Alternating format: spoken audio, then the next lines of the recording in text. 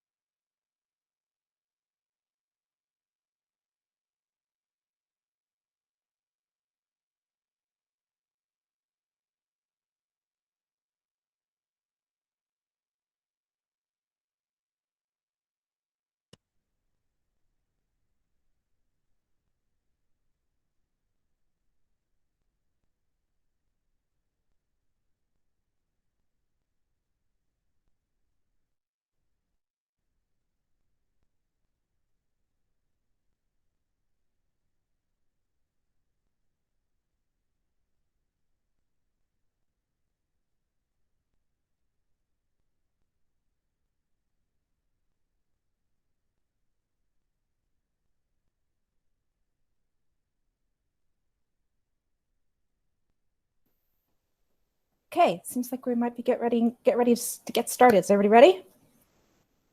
Okay, so first up is Lauren Bergeron. Excuse me for my mispronunciation.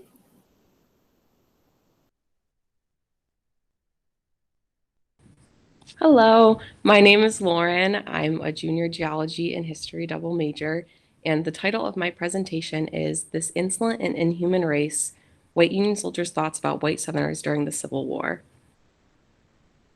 Next slide, please.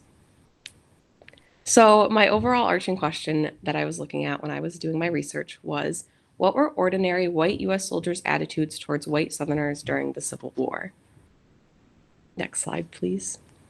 So I had three main methods for doing my research, starting with evaluating. So I had a limited amount of time, and there are what feels like unlimited amounts of resources to look at. So when starting my research, I had to figure out which sources I wanted to read and which sources looked most promising to answer my research question.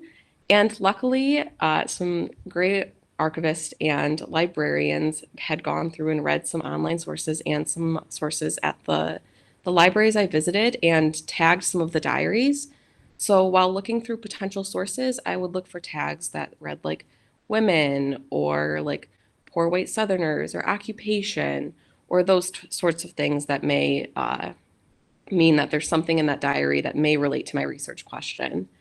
My second method was reading. This was the big one. I spent the entirety of a summer Furska season reading, and this is both online diaries and at archives. So the University of Iowa has a really great digital archive with uploaded Civil War diaries. And then I did some research at the Massachusetts Historical Society in Boston and at the Library of Congress in the Manuscript Division. And then the third method that I used was transcribing. So obviously I could not transcribe entire diaries. So when I would come across a comment that related to my research question, I would type it up into a Google document, and I would be sure to note, of course, who it came from, what library or archive it was from, the date if it was on there, and a location or any other context needed. Next slide, please. And these are what the sources I was looking at looked like. So the top left was the most common source, just a diary in cursive. And that was what I was looking at most of the time. That one is an example of like some good handwriting. Sometimes you can actually read what they're saying, but sometimes it was just scribbles. So that was also part of the fun. A lot of the reading and transcribing was like asking Dr. Sachs and the other student I was doing research alongside, like if they could figure out what certain words were. The bottom left just shows that sometimes I would come across like a picture that the soldier put of themselves in their diary, which is always fun to put like a face to what I was reading, especially since I was reading like really personal information.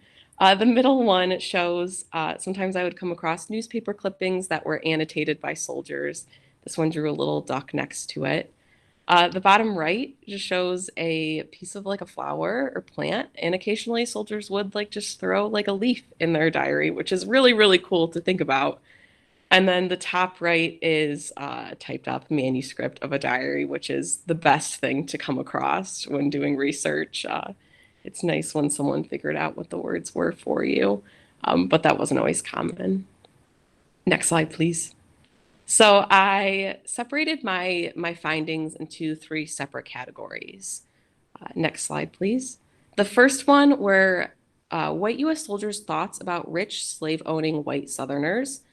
These weren't necessarily the most common comments made because during this time, U.S. soldiers weren't necessarily coming across elite Southerners, so they were just making comments based on like their thoughts, not necessarily their experiences.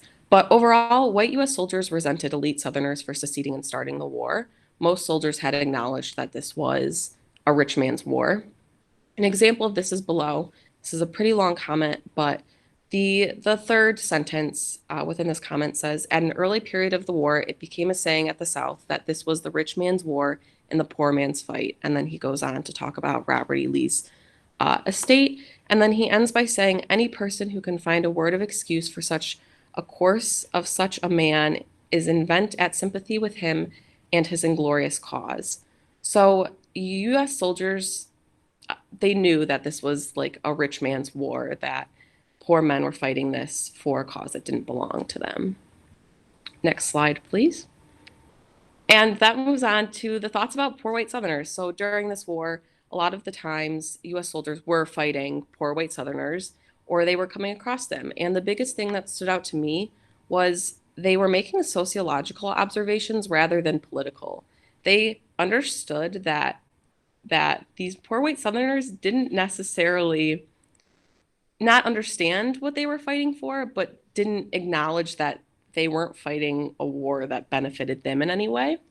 There were also many comments on lack of education, and some white U.S. soldiers disdained poor whites for supporting a cause that does not belong to them. So one of the first comments I pulled out as an example of this came from actually a female physician, and this was kind of an uncommon position for a woman. During the war, they were oftentimes nurses, and she wasn't necessarily recognized as a physician, but she did act as a physician during the war. But she said, there are also many of the poor whites who are in even more desperate conditions.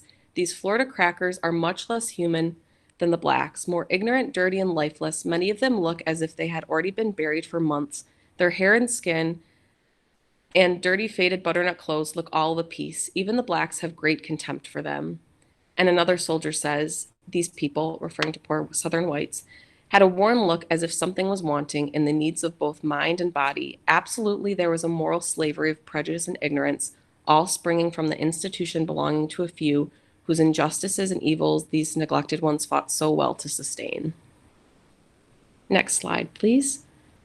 But the biggest one I want to talk about is what I'm writing my thesis about, which were U.S. soldiers' thoughts about white Southern women.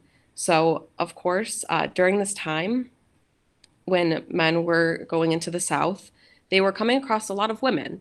Men had either abandoned their plantations or they were off fighting in the war, and the women were left to man the plantation. So they were coming across white Southern women quite often.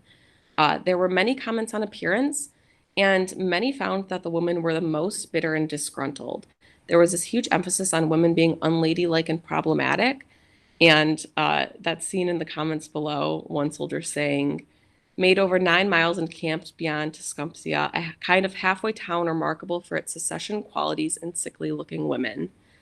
Another soldier said, I hardly see how they, Southern women, live. In fact, they do not live, they merely exist. They are poor, sickly-looking wretches. The women almost invariably chew tobacco, and our first Sergeant Crittenden told me the other day that he actually saw one chew snuff. So it was seen as absolutely disgusting for women to be chewing tobacco. And there were a lot of comments about that. Next slide, please. But this one, this cartoon I came across in the Prints and Photographs division at the Library of Congress really drew my interest into this topic some more. So during my thesis research, I found that like at the time of the Civil War, the understanding of women's place in society was deeply tied to the idea that women belonged to the household and not the state. And under the law of coverture, they were civilly dead after marriage and subject to the guardianship of their husbands. So within the patriarchal society, women were expected to be submissive and innocent, placing them outside of war. However, as US soldiers encroached into Confederate soil, they were met with groups of white Southern women who were actively using their expectations of victimhood and passivity as a weapon to support the rebel cause. So as these men were going in and occupying these cities, women were just outright attacking them. They were spitting at the men. They were dumping buckets of pee and feces off their balconies onto the heads of the soldiers. They were crossing the street when they saw a soldier walking in their direction. And some other comments made were, one soldier said, "The women here are the worst of all rebels. They're just my idea of devils. In other words, they are perfect she-devils." Another soldier mentioned, "The Sasach ladies seemed the most bitter enemies we have. I think if we had them fight, we should find it warmer work." And so men started to become really overwhelmed and upset by these actions. And some soldiers would make comments like, "I came to fight for our country, not to be attacked by women." And in New Orleans in particular, the men were getting so irritated by the women, it kind of forced General Butler to issue this order, Order Number 28, which became known as the Woman's Order. And it announced that any female who insulted a Union soldier would be regarded and held liable as a prostitute or a woman of the town. And this comic is from Harper's Weekly, which was a political magazine based in New York City. And so it's supposed to be showing like a before and after of the after General Butler's order. So in the first slide, you can see like the women are portrayed as kind of ugly looking, disheveled. They're spitting at the face of a US soldier.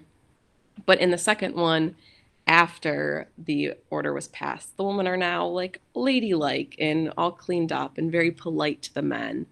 So this kind of leads into this idea that like even though Union soldiers were being spat at or cursed at, they found it really difficult to decide whether or not Southern women should be considered and treated as enemies of the state. And this unexpected threat posed by Confederate women not only like refuted the assumption that women were outside of war, but it also contradicted contemporary ideas of womanhood. So as I'm writing my thesis, these are things that I'm going like more in depth on. Next slide, please. So like moving into the discussion, like what all of this together kind of means. Next slide, please. White Union soldiers discovered that the South has a completely different culture than the North, and they talk about it as if it was a foreign country. Mentioned in previous slides, the woman physician would refer to white Southerners as Florida crackers. They would talk about it as if it was a completely separate place than the North. And again, like some white Union soldiers go as far as to call poor whites a separate race. And overall, white Union soldiers came to the realization that the North and the South were culturally incompatible. Between interacting with poor whites, interacting with women, they come to this conclusion that they're completely separate. And so the little comment at the bottom, or the comic at the bottom says session first, lesson second. And I thought that was just kind of funny that a soldier drew that in his diary. Next slide, please. Next slide. And the significance of this is while originally fighting the war to reunite the Union, the comments made by white US soldiers towards white Southerners suggest that the Union was never truly united to begin with. Next slide, please. And just some acknowledgments. I'd like to thank Dr. Sachs and the Albion College History Department. Thank you, Dr. Sachs, for mentoring me throughout this. Destiny Stiles, who I worked alongside with during my summer FERSCA season. Renee Krieger, Dr. McCaffrey, and the FERSCA committee, not only for helping fund this project, but also for all the support, and the Great Lakes College Association and the libraries at the Library of Congress for all their help. Next slide, please. Any questions? Thank you so much, Lauren, for that wonderful presentation. on your research. Just so everyone knows, all Q&A questions should be entered into the chat. Do not unmute yourself to ask a question, and then I will read the question to the presenter. So our first question is, was it common for Union soldiers to be motivated by a patriotic duty to preserve the Union, or was it more of just being tools in this rich man's war? So for Union soldiers, they were absolutely, they were motivated to fight the war to preserve the Union, but the Union in the sense of like the Northern way of life, because that's what they knew and that's what they wanted the Union to look like. So it was patriotic, but in the sense only for like the North. They wanted to preserve the Union and they wanted it to look like the North, if that makes sense. Lauren, you have another question. What perspectives did the female physician you mentioned offer on the order and the views of Southern women? So she actually didn't comment as much about the women because in the war, she was acting as a physician. So a lot of the time she was more in situations where she was on the battlefield and not necessarily occupying cities. So most of her comments related to seeing poor white Southerners who were fighting in the war and not necessarily coming across women in occupying towns.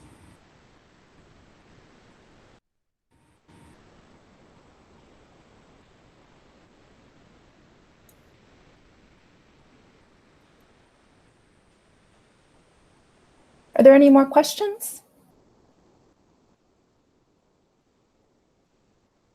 Thank you so much. Let us thank Lauren Bergeron for her lovely presentation. And thank you for launching us off on our afternoon of research. So next up is Rebecca Wagner.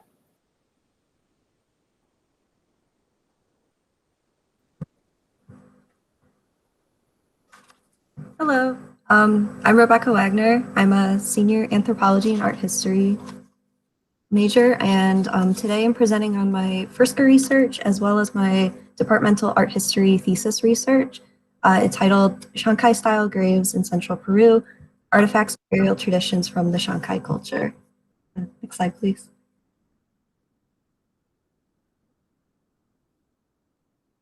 So through FIRSCA, I was able to research a collection of pre-Columbian Peruvian artifacts that were donated by Maureen O'Ryan in 2019.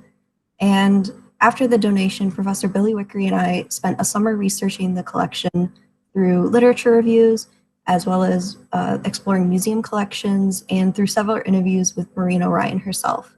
A portion of the collection was collected by her grandfather, and these include artifacts from the Wari, Mochi, and Inca Chimu cultures. The artifacts that I'm focusing on are the Shanghai artifacts that were collected by Maureen O'Ryan herself. And this was done through a university class in Peru, where students assisted a faculty member in their research at a Shanghai cemetery. And several of the artifacts that Maureen discovered, she was permitted to keep by the professor. Next slide, please. So this is a map of pre-Columbian Peruvian cultures. Highlighted in red is the Shanghai settlement area. It is estimated that the Shanghai lived here from approximately 1200 to 1450 CE, although some scholars have estimated it as early as 900 CE. Shanghai cemeteries and settlements have been found along the central coast of Peru, north of the present-day city of Lima, and near the present-day city of Shanghai, from which they get their name. And this environment is mainly a desert environment for the cemeteries, and settlements have been found in the nearby riverbeds. Next slide, please. So the Shanghai burial and art style is present in a period known as the Late Intermediate period, and this is directly followed by the Late Horizon period. In approximately 1450 CE, the region was conquered by the expanding Inca Empire, and the Shanghai culture was absorbed into the Inca culture. Next slide, please. So these two artifacts were found in a Shanghai burial, but in separate graves. A typical Shanghai grave includes a mummy bundle. The deceased body would be wrapped in textiles, and sometimes other artifacts, such as weaving tools, would be also wrapped in the textiles with the body. The dry desert climate of the desert would preserve the body due to the aridity of the air. the cemetery explored by Maureen O'Ryan and the other students usually had mummies found wrapped in plain white textiles. So the example on the right that was found by Maureen is actually a unique example, and this is due to the color of the textile and as well as the pattern. It is also very common to find one or more ceramics in Shanghai graves, and this example on the left is a terracotta piece covered in a white slip, and the right handle is actually a depiction of a monkey. And this was the only ceramic found in its grave, which was common with several of the graves. There was usually one at most ceramic pieces found. Next slide, please. As mentioned, there was variations among the graves, which I believe show signs of social hierarchy. The graves display that social standing or economic class impacted the contents of the graves. This necklace was the only one found in all of the discovered graves. It was also found with several other ceramic pieces, and this necklace was unique to this burial. To have more ceramic pieces and a necklace suggests that this individual may have been of higher social standing in comparison to other burials. And this is largely due to the quantity and quality of the items found in this grave. Next slide, please. So since there is no writing system, material remains proved to be one of the best ways to learn about the Shanghai. Common imagery in ceramics and textiles are marine birds. Marine birds are very common to find along the coast of the Pacific Ocean, and a lot can still be found there to this day. As a culture that relied on fishing as a prominent food source, the Shanghai would interact with marine birds daily and often compete with them for food. On the left is a terracotta bowl with a white and black slip, and slip would be made using a mixture of both clay and water and would be applied to protect the surface while firing. And the black and white slip style seen on the left is also the most common and recognizable style of ceramics. So this bowl in its entirety represents a marine bird, and this can be seen through the raised bumps and seen on the face of the bowl, which represents eyes and a beak of a bird. And on the back side of this bowl is also another raised bump, which represents a tail as well. And painted on the sides using black slip are wings, which also represents the bird. Another example of Shanghai's symbolism of birds is seen on the right, which is an unglazed terracotta bowl with black slip decorations. And these motifs represent a pelican. And together, these two bowls display just an aspect of Shanghai lifestyle and just everyday sights that were common to see as well, and the importance of the marine environment to their lifestyle. Next slide, please. So Kuchimilco were one of the most recognizable aspects of Shanghai art. There were 3 that were donated to the Albion collection. The one on the left is a black on white slip, the one in the middle is unglazed terracotta, and the one on the right is a black on black slip. All of these were made using terracotta clay, and all 3 depict women. Females are the most common to be found as Kuchimilco. However, some scholars have found male examples.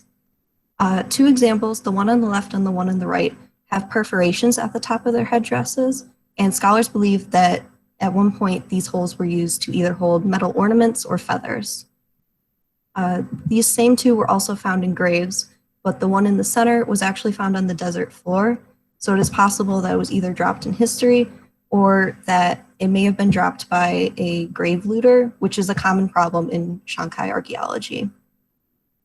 While the purpose of these remain unknown, scholars have several ideas of what they may represent, such as ancestral figures or funerary companions or religious items. And the religious items, it is supported by the fact that it is common to find these figures with their arms raised, which is associated often with adoration or prayer. Next slide, please. So the context of finding Kuchimilco, along with other ceramic pieces, as well as material items such as yarn and weaving tools, woven dolls, supports the possibility that the Shanghai may have had a belief in an afterlife. This is also further supported through interviews with Maureen O'Ryan herself, where she told us that several of the ceramic pieces were found having remnants of food in them. And this shows a clear need for the deceased to have material items with them, including items of daily use and possibly religious purposes like Kuchimilco.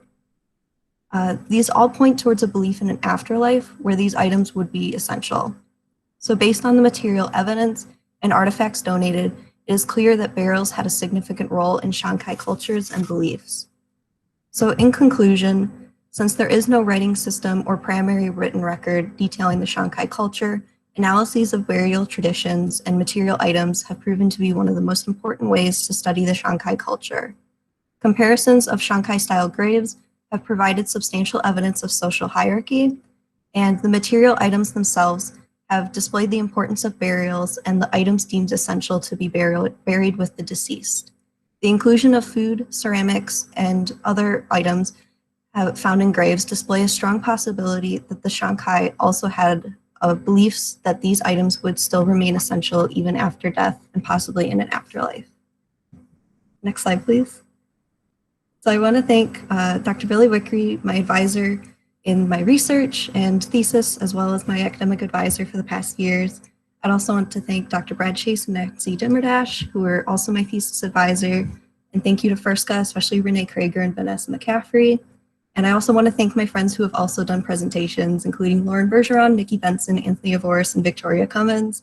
And thank you to all of my other friends who have supported me through the past few months. Next slide, please. Here are a few of my selected sources. And next slide, please. Thank you. Are there any questions? Thank you so much, Rebecca. What a wonderful presentation. As a reminder, everyone should put their questions in the chat.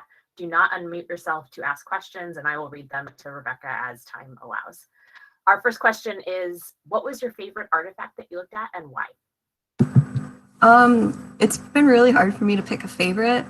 I've kind of grown really attached to them for the past year, but I do really like the bowl that depicts a bird just with the beak and the eyes.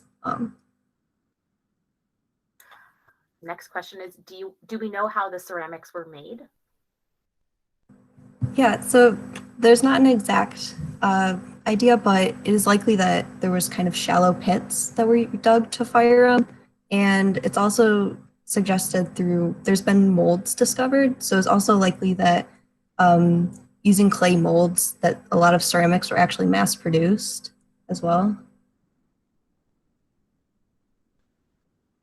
Lots of comments of fantastic presentation, wonderful research. But if there are any other questions, we do have a few more minutes. Folks want to put those in the chat.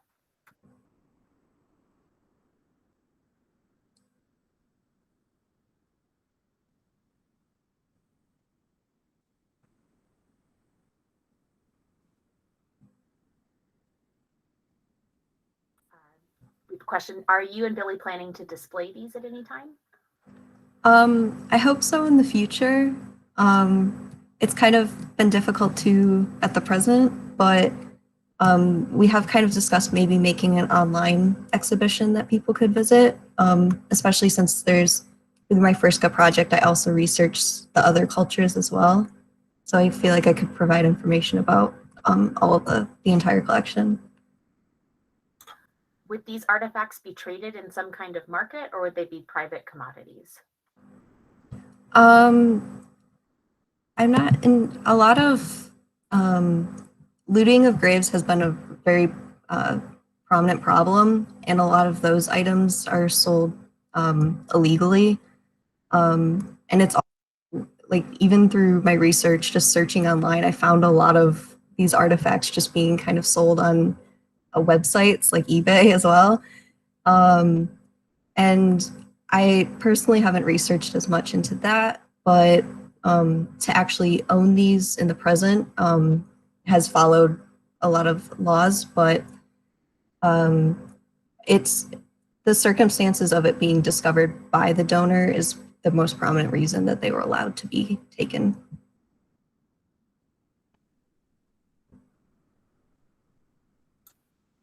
We have about 3 minutes left. So the person who asked the question said they meant at the time of their creation. Would they be made for personal enjoyment, or would they be sold in some kind of workshop? Oh, okay. So there's a lot of support for the possibility that Specifically ceramics and a lot of other artifacts may be made specifically for burial purposes, as well as separate artifacts being made to possibly sold at a market. It is likely, since a lot of ceramics were mass produced, that there are specific artisans that focused on making ceramics and sold them. And but I do know that a lot of the artifacts were made specifically for burial purposes. I'm guessing we have about 90 seconds left if anybody has any last minute questions.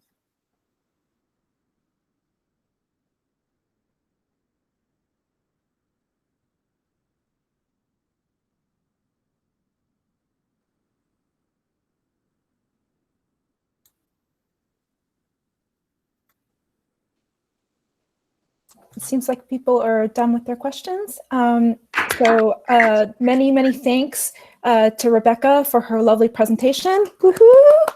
Awesome. Thank you. And next up is going to be Hannah Grayson.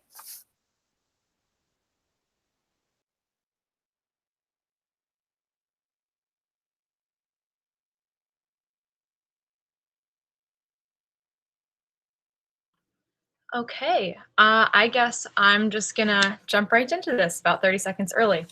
So, hi everyone, my name is Hannah Grayson, and today I'm going to be giving you a presentation that is titled Romantic Interests and Female Agency in YA Dystopian Novels. This presentation is based off of my thesis that I wrote this year with the help of my faculty advisor, Jess Roberts. We could go to the next slide, please. So in my thesis, I analyzed Suzanne Collins's The Hunger Games trilogy, the books of which being The Hunger Games, Catching Fire, and Mockingjay, and Veronica Roth's Divergent trilogy, the books in that trilogy being Divergent, Insurgent, and Allegiant. Next slide, please.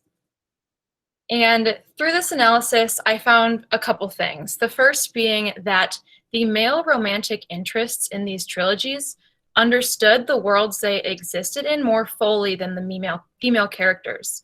And it was their sharing of this understanding that then enabled the female characters to seize upon their individual agency.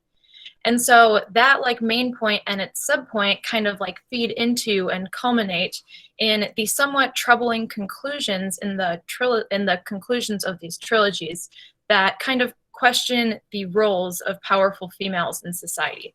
And since I don't have a ton of time today, I'm only going to be talking to you guys about that first point a little bit. And if we could go to the next slide, I'm also only going to be talking about that point in relation to the Hunger Games trilogy, again, just because we're on a bit of a time limit. So next slide, please. A little bit of background on the Hunger Games trilogy for those of you who maybe haven't read this or who need a refresher. In the Hunger Games, the events are set in Panem, which is a dystopian version of the United States made up of 12 districts and a capital. And we learn that about 7 decades before the events of the novels, there's this period called the Dark Days. And the Dark Days are a time when the districts of Panem united against the capital in an ultimately failed rebellion attempt. And as a result of that, the Hunger Games were established.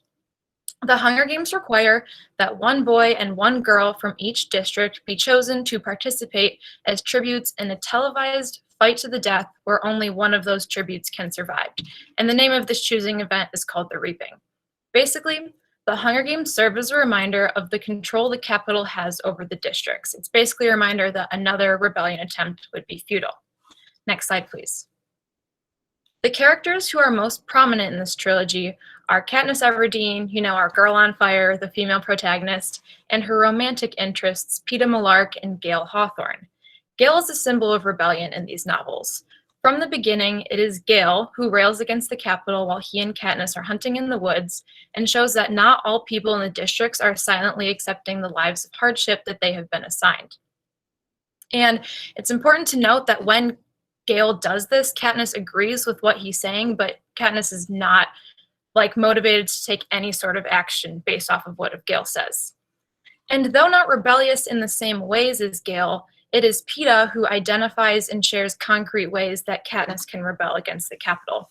And in order for me to tell you how Peeta does this, it's important that I explain the different kind of games that we're going to encounter in this trilogy. Next slide, please. So in the Hunger Games, the first novel, we get the actual annual Hunger Games, the games that pit district children against each other, the games that are meant to foster monstrousness. These children, you know, the tributes, are forced to murder each other because only one of them can survive. For instance, there's this girl named Enobaria. She is a victor, actually, of the Hunger Games several years before Katniss, and she became known as the tribute who would rip out the throats of her victims with her teeth. And after she won her games, she actually got her teeth professionally sharpened to points so she could kind of preserve that image, her image of being the one who ripped out the throats of her enemies. So let that sink in for a minute.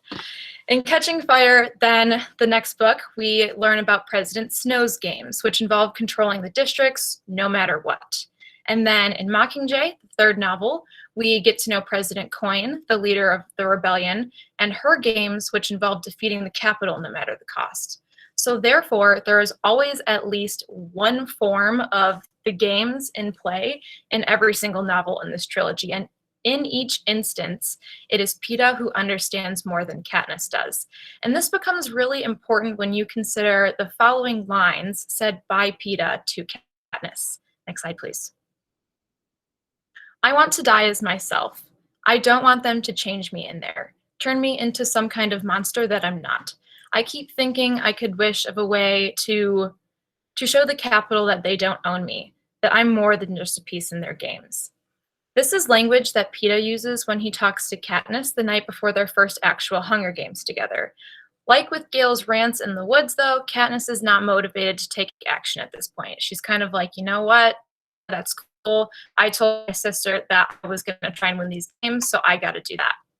But nevertheless, this is the most important way that Peeta shows Katniss she can rebel against the capital. And how does she rebel? She refuses to be a piece in the Hunger Games. Basically, Peeta understands the world he exists in more fully than Katniss does because he understands what the Hunger Games do. He understands that the Hunger Games turn people into monsters. This is an understanding that he shares with Katniss that eventually allows her to seize upon her individual agency and rebel throughout the trilogy. In my personal opinion, I think this is the most important quote you will encounter in any single page in this trilogy because it sets up the whole series. This is language that Katniss and her actions are going to directly refer back to throughout all 3 books in the trilogy. Next slide, please. So in order to tell you a little bit about what not being a piece in the Hunger Games means, I have to talk to you about humanity. And in my thesis and in this presentation, humanity is going to be defined as the essential parts of oneself. And humanity is what someone in the Hunger Games needs to maintain to avoid becoming a monster and a piece in the games. So basically, tributes just need to avoid becoming something that they're not, which the games are trying to compromise. So I have identified Katniss's caring and protective attributes to be the ones that are most essential to her character. Therefore, when Katniss maintains these things and when she shows her humanity, she is demonstrating that she has not become a monster, that she is still herself. And the most prominent example of this is in Katniss's memorial for Rue. So with that, we could go to the next slide. In the Hunger Games, Katniss allies with Rue from District 11. Katniss and Rue share food, knowledge, and stories from their home districts. Basically, they become a team. They work better together and strive to protect one another. And typically in the Hunger Games, an allied relationship comes with the understanding that eventually one ally is going to have to turn on the other and one of them is going to have to kill the other because there can only be one victor of the Hunger Games. But Katniss and Rue's allyship transcends this and just becomes more of a genuine friendship. Rue reminds Katniss of her sister, whose place she volunteered to take in the Reaping. So Katniss wants to protect Rue like she protected her sister Prim. When Rue is killed, though, this is what finally motivates Katniss to do some anti-capital action. And in this moment, Katniss takes Peeta's abstract and figurative language and turns it into concrete action. Next slide, please. So this is what Katniss thinks almost immediately after Rue has been killed. I want to do something right here, right now, to shame them, to make them accountable, To show the capital that whatever they do or force us to do, there is a part of every tribute that they can't own.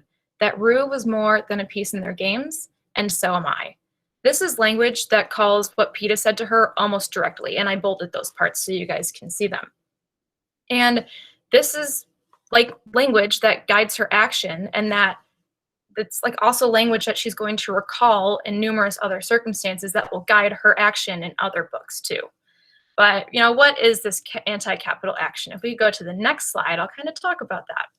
So Katniss sings Rue to sleep, decorates her body in meadow flowers, and gives her like the three-fingered salute that means thanks and admiration for someone you love. Basically, Katniss has taken Rue's grisly and gruesome death and turned it into something beautiful. And her actions, her memorial, are actions of love and care that demonstrate Katniss has not lost those attributes that are essential to her character. She's not a monster, and she's still herself. If Katniss was a piece in the game, she would have left Rue's body promptly and without remorse, understanding that Rue had to die so she, Katniss, could be a victor. And the most important point about this whole memorial is that it is public. It is definitely not private. And this is what makes Katniss's actions so rebellious. Katniss knows that her memorial, or at least parts of it, will be televised to everyone in Panem. So she's taking her status of a tribute where she has some on-screen power and using that to kind of like leverage herself against the rebellion. All in all, her actions demonstrate that actions of love and basic, you know, like interests in another human being and not selfishness are anti-capital actions. And then generally, as the trilogy progresses, Katniss and PETA both come to understand the worth of human life, no matter who the person is. Gale, on the other hand, starts to view people as expendable obstacles. And this way of Gale's thinking is most evident in the nut scene from Mockingjay, which is the final book in the trilogy. So if we could go to the next slide. In the nut scene, the rebels are trying to figure out a way to capture the Capitol's military base in District 2. Gale suggests simply disabling the base by bombing it and everyone inside it. On the other hand, though, Katniss thinks that the people in the nut should at least be given the chance to surrender. And she voices this opinion to Gale and to prominent, like, rebel people. In this moment, Katniss is very clearly pushing against Gale's idea. She can kind of see something is going wrong here. Gale's protective, trustworthy, and loyal attributes were essential to his character, but it seems as if he has lost these in favor of a ruthless attribute. Therefore, Gale is not maintaining his humanity. And, you know, one could argue, well, like, Gale's still loyal to the rebel cause, so what about that? And while that is true, the bottom line is that Gale only recognizes humans as expendable obstacles, and that is a problem. Like Coin, Gale is willing to do whatever it takes to defeat the Capitol, kind of, you know, demonstrating that he is unable to maintain his humanity in Coin's games. And though Katniss isn't transformed like Gale, she knows how to protect the essential parts of herself. It's still disturbing that she had to learn that from PETA. So if we could go to the next slide, I'm just going to wrap this up for you guys. In conclusion, it can be considered troubling that a male character has a greater understanding of the context he lives in than a female character, and that his articulation of this understanding is what heavily influences the female's actions. The way I like to think about this is, without PETA, would we even have had 2 more books in the Hunger Games? I don't think so. Another point I wanted to touch on that resonates with me personally is that female readers also access this knowledge from a male character. So, for example, I learned that the Hunger Games are meant to turn tributes into monsters from PETA.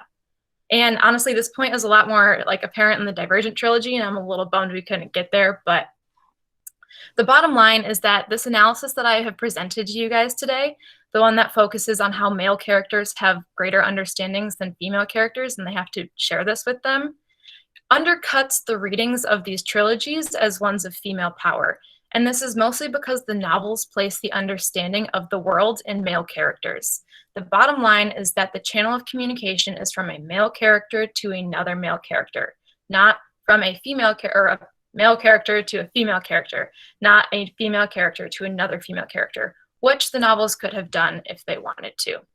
So next slide, last and certainly not least, I'll go quick so you guys have time for questions, but I just want to say a big thank you to Dr. Jess Roberts, Dr. Ian McInnes, and Dr. Megan Hill. You guys are my rock star thesis committee, and I can't thank you enough. And lastly, the biggest thank you to my mom and dad. You guys have supported me not just while I was writing this thesis, but you've been my biggest cheerleaders the past 4 years, and I can't thank you guys enough for that. And last question, if anyone, or last slide, if anyone has questions, now's the time. For anyone just joining us, all Q&A questions must be entered into the chat. Do not unmute yourself to ask a question. I will read any questions. Thank you so much, Hannah, for that fabulous presentation. I'm sure we'll have some great questions. So coming from a place of friendship and not criticism, why did you choose to address the Hunger Games if this point is more evident and divergent? Personally, it's because I like the Hunger Games better, if we're being honest. But also, I think the Hunger Games do a little bit better work in kind of thinking about how the male characters have such a big impact on the female characters and how that influence is called back in other instances throughout the whole entire trilogy. Next question, lots of cheers and applause. Our next question is, I really enjoyed thinking about Hunger Games from a new perspective. Do you think the events in the Hunger Games could have happened without Katniss? Would Peeta's understanding have been sufficient, or did they need Katniss's humanity? Oh man, I think they needed Katniss's humanity, and I think her background, especially her background with Gale and how he kind of like built a foundation, just saying, you know, the Capitol sucks. I think you needed Katniss that way, because that is how everything kind of came to culminate in the last novel. Someone asked if you have read The Testing. It's a similar book, but they did like it better, this person. I have, a long time ago. I know they're on my bookshelves at home, but I don't remember much about them. Thank you so much, Hannah. I think that's all the time we have for questions. There are a few more in the chat if you want to take a look. Yeah, no problem. Thank you, everyone.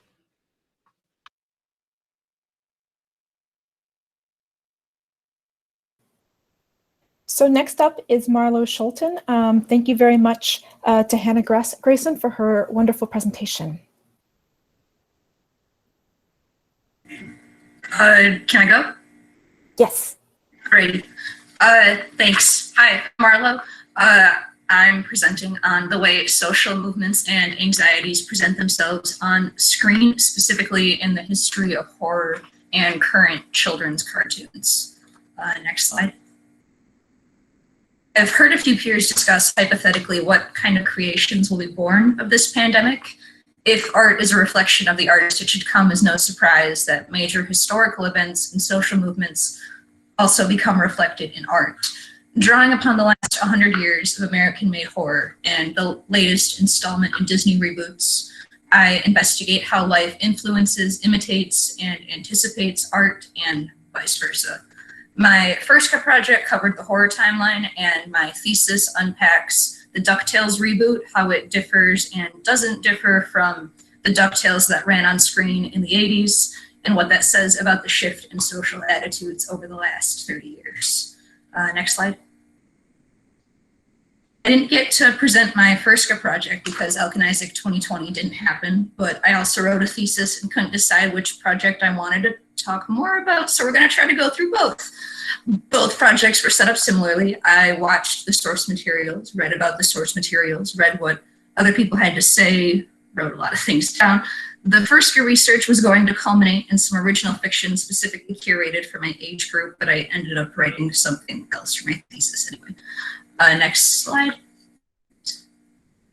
The first project started with Dracula in 1931 and ended with It Chapter 2 in 2019. I saw the top 3 grossing horror movies from each decade and tracked what was happening in America then in order to ascertain how real-life horror finds its way on screen. Each decade was telling in its own right, but the example I wanted to talk about is Halloween from 1978, because a lot of film scholars have called it the official, unofficial start of the golden age of horror, and it defined a new subgenre of horror, the slasher. Noteworthy things happening in America in 1978 include, but not limited to, all the complexities of the Cold War, the Roe versus Wade decision. We start hearing about the first true nuclear disasters. The country isn't too far removed from the Nixon scandals, and a new wave of moral panic helps usher in the reactionary politics of the Reagan and Thatcher administrations, known in anthropological circles as the Satanic Panic.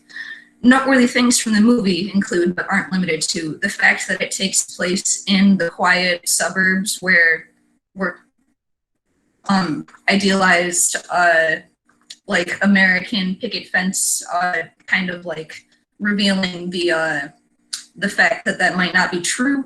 The lack of parental or authority intervention when teenagers start dying, and the fact that Lori is the only teenager who's alive to see the credits roll becomes noteworthy when we discover that she's the only one of her peers who doesn't smoke or have sex.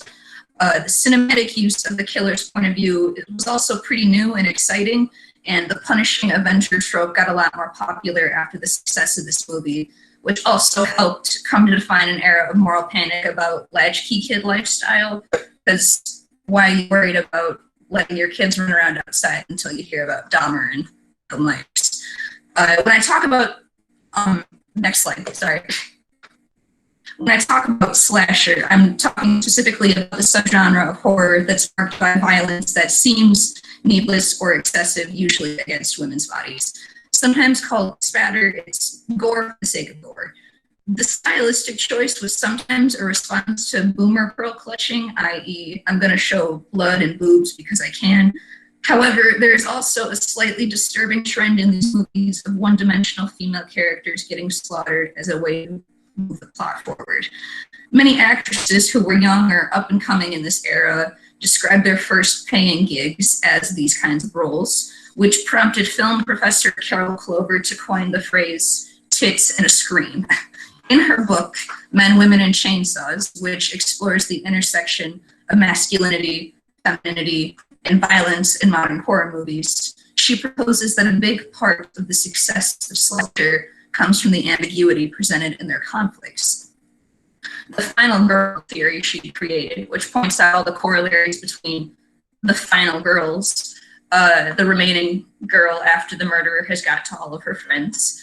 In these movies, she's always a virgin, studious, she doesn't do drugs, is generally depicted as not like the other girls. If the final girl is the protagonist, the hero, then presumably we're supposed to identify with her and empathize with her. But the primary target audience for these sorts of movies tends to be young white guys, the group most often responsible for violence against women. Are the tits and a scream, or the use of Michael's point of view, a way for those younger white guys to vicariously participate in cruelty, or a socially acceptable way to vent anger? Or does seeing Lori fight for her life and win, stabbing Michael in the eye with a coat hanger and pushing him off a roof, suddenly align the intended audience with a group they've mistreated historically? If that's the case, one might even argue that a slasher movie could be considered feminist in a way.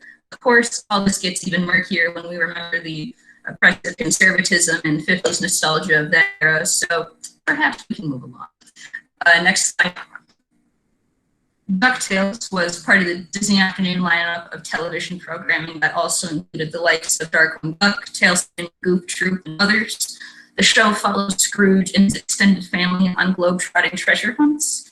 DuckTales rebooted in 2017, starring David Tennant as the voice of Scrooge, and the cartoon essentially follows the same premise, but with some key shifts that firmly situate it as 21st century media and some added characters and a few more ambitious arcs. Next slide.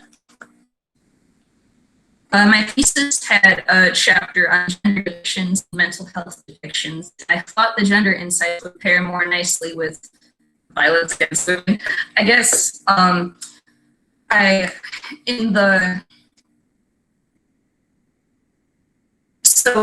in general, the old depiction is situated on the left, and then the new depiction is situated on the right.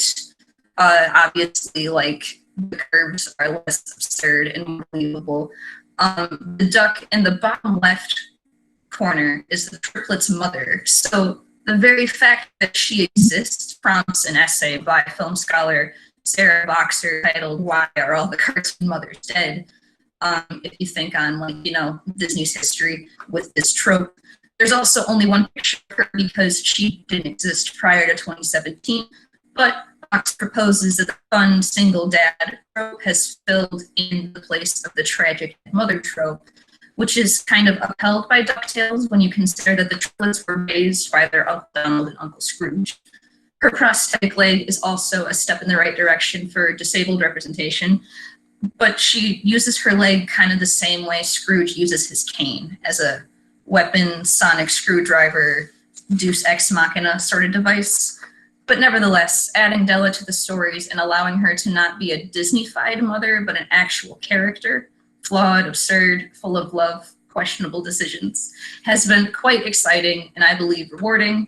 In addition to the redrawings of these characters being evident in the, drawings, the characterization also varies quite a bit, which I believe reflects Disney's valiant but altogether rather disappointing attempt to create entertainment that recognizes the fact that the world has changed rather drastically in the last 30 years. I mean, just for women's rights, we have the Me Too movement, the Violence Against Women Act, everything that Ruth Bader Ginsburg did, free birth control. There's a Planned Parenthood in all 50 states. And is our female representation better? Yes, of course. Webby, the duck to the right of Della, is recognized as an equal among the triplets rather than a tag-along or a whiny girl. In fact, she saves the boys on numerous occasions with things like grappling hooks and laser cutters. At the same time, she isn't forced to sacrifice all of her femininity or softness in order for the boys to accept her. She still loves sleepovers and makeovers.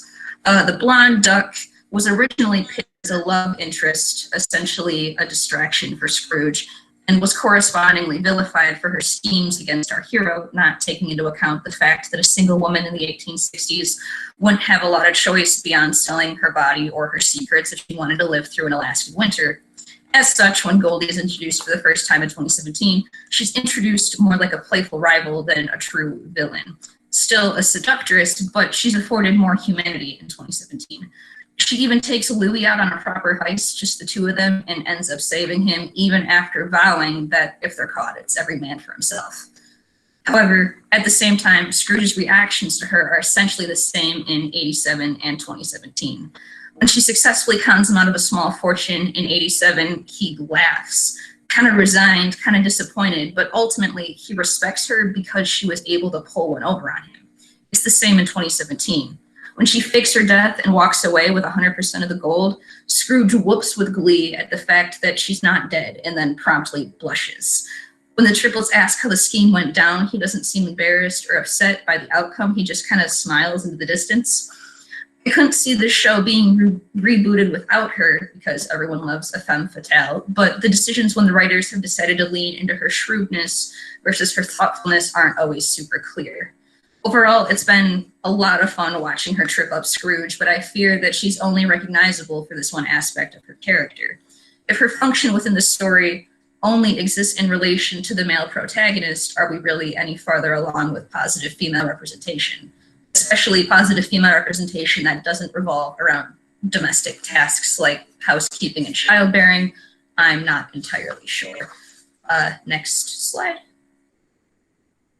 Yes. Next slide. Next slide. Thank you.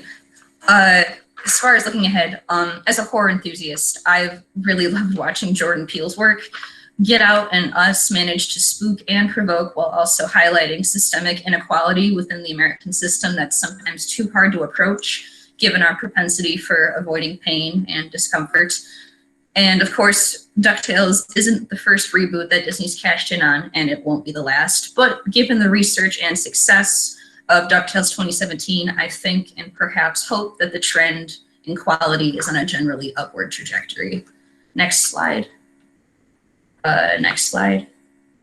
Thank you to my academic advisor and my thesis committee. Any questions? you so much, Marla. It's fabulous. It's so interesting to look at one of my favorite TV shows. In the presentation, you link social anxieties and the art media we make. Can you return to the question you posed in the abstract? What will the upcoming shows reveal about our current anxieties? Well, if the pandemic's done anything, it's illuminate like the modern, like, I don't want to say stratification, but it has made so much more clear the inequalities within the system that I really hope that we see stories about people, I guess, changing their world and rebelling against the system, because I think that like anthropological concepts like systemic racism and like, you know, red line, like those terms are moving into like not popular culture, but they're moving out of academia.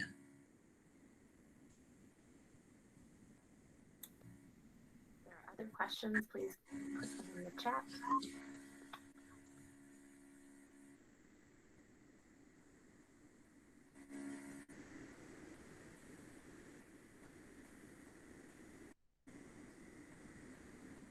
Thanks, Ian.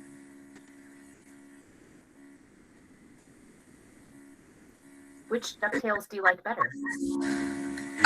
Well, watching 1987 American television it's a little painful at times, but it's still really interesting.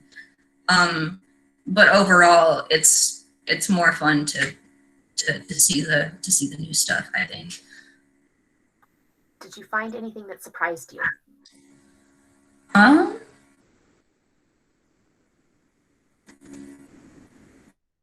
I thought if you can, I don't know if there's time to go back to the slide with the pictures on it, but the housekeeper, her characterization was rather than moving toward like so she's in the purple and you can see her in the bottom right corner too, and she's like, rather than moving toward more recognizable curves, they kind of like made her more butch, and I don't know if that's like an attempt to like desexualize like housekeeping roles or what.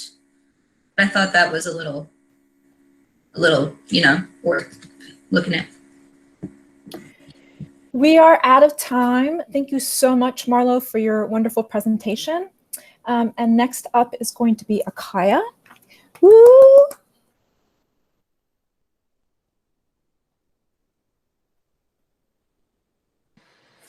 Good afternoon, everyone. My name is Akaya Ridley, and today I will be talking about the topic of Black Teachers Matter, Albion Public Schools going south to historically Black colleges and universities to create a teaching faculty that looks like its student population. My faculty sponsor for this project is Dr. Wesley Dick. Next slide, please. So just a little about me. I am a junior history major, sociology minor, who grew up in the great community of Albion, Michigan. Along with my advisor, I felt that this topic is important to me because I grew up in a school district that did not have very many teachers who looked like me. I went to high school in a predominantly white area, and now I attend a higher education institution whose faculty is predominantly white as well. Next slide, please. The goal of the project is to document Albion's initiative in recruiting African American teachers from the historically Black colleges and universities in the American South in the early 1970s. This information is used to emphasize the importance of having Black teachers in a school system and the impact that it has on children of all backgrounds, specifically Black children. Next slide, please.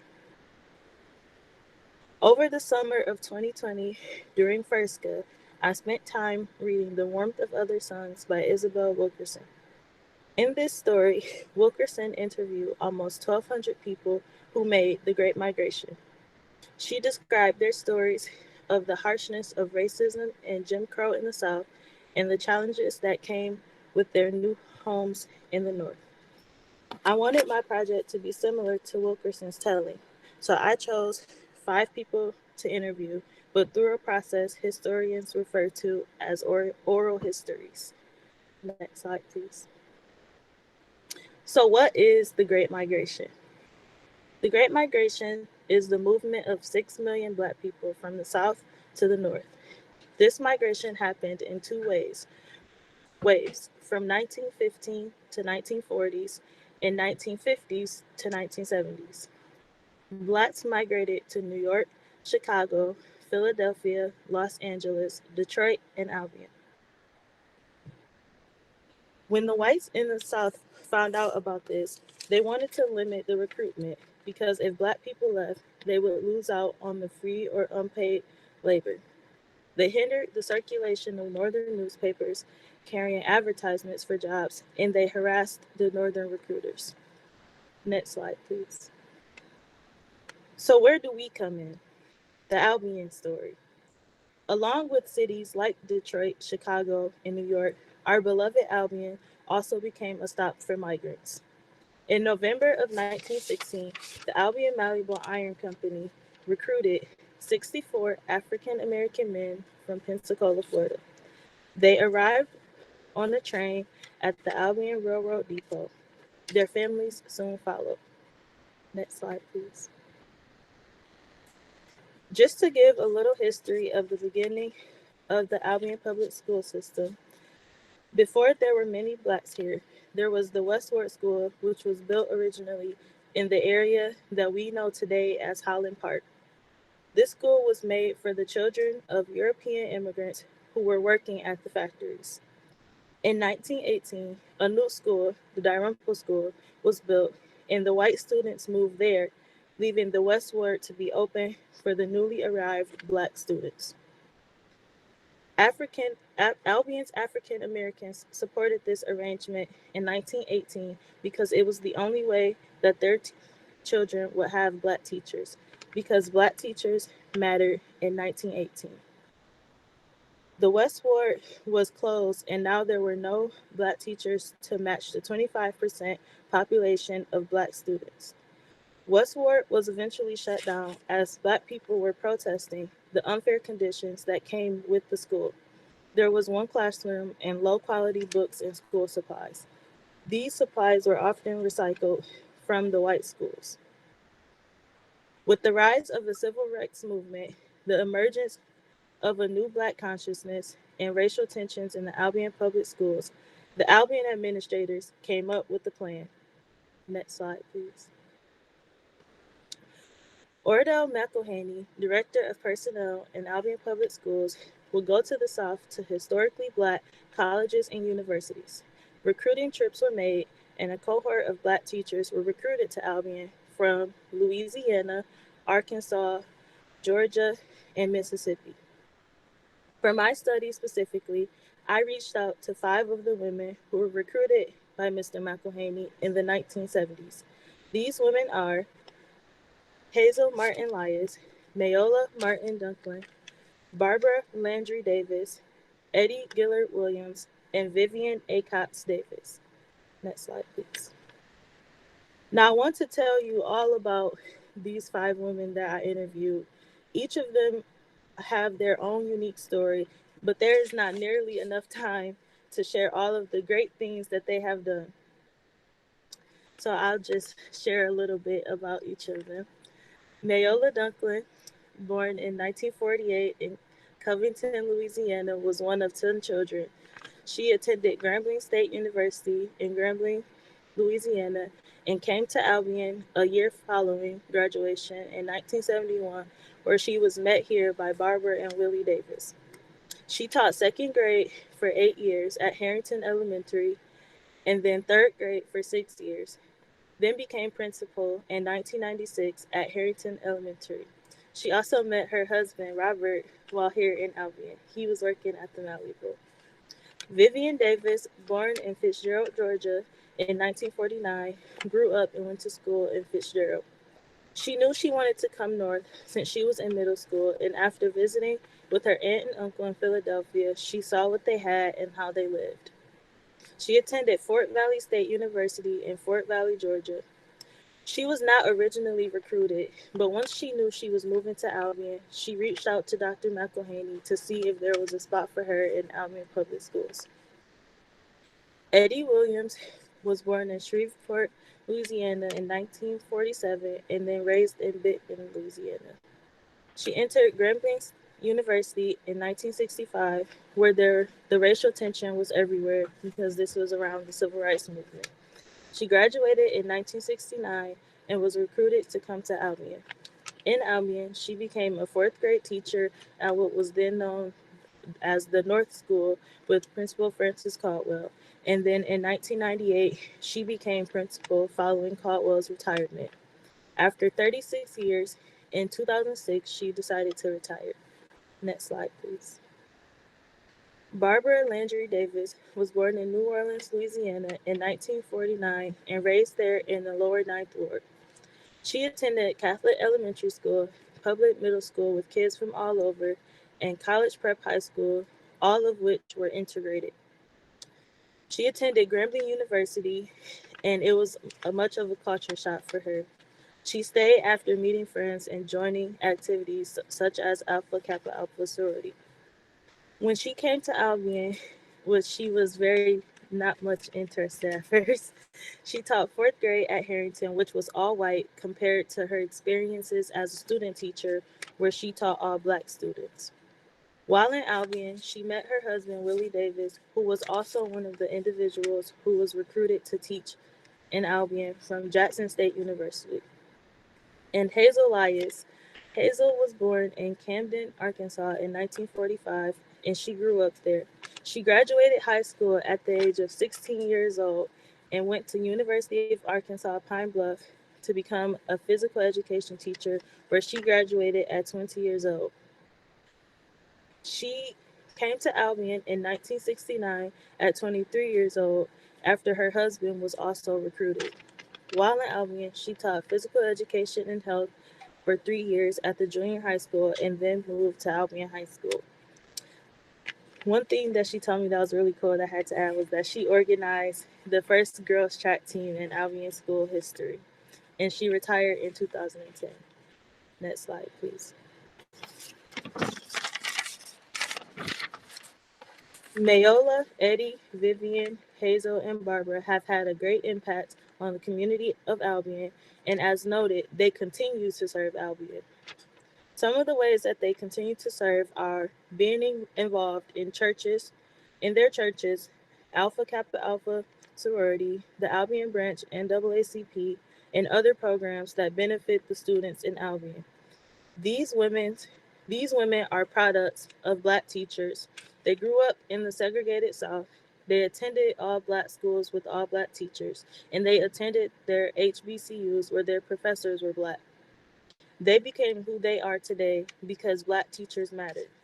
Next slide, please. One thing that I made sure to ask my interviewees after is to tell me why they believe that Black teachers matter. So from Mayola Dunklin, white teachers may have good intentions, but if they cannot understand the culture, it is hard for Black students to interact. She is pictured below.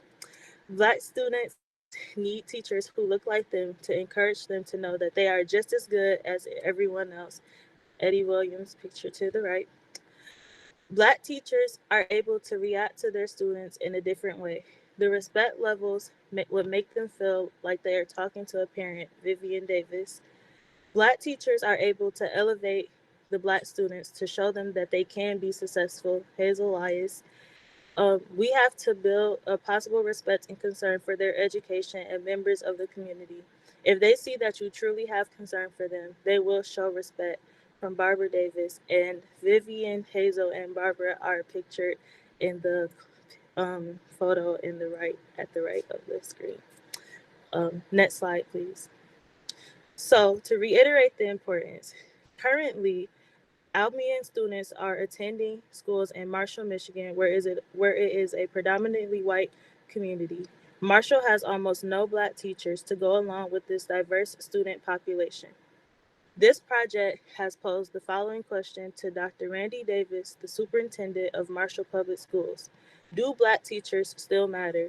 And will Marshall make the necessary efforts to recruit Black teachers? Next slide, please.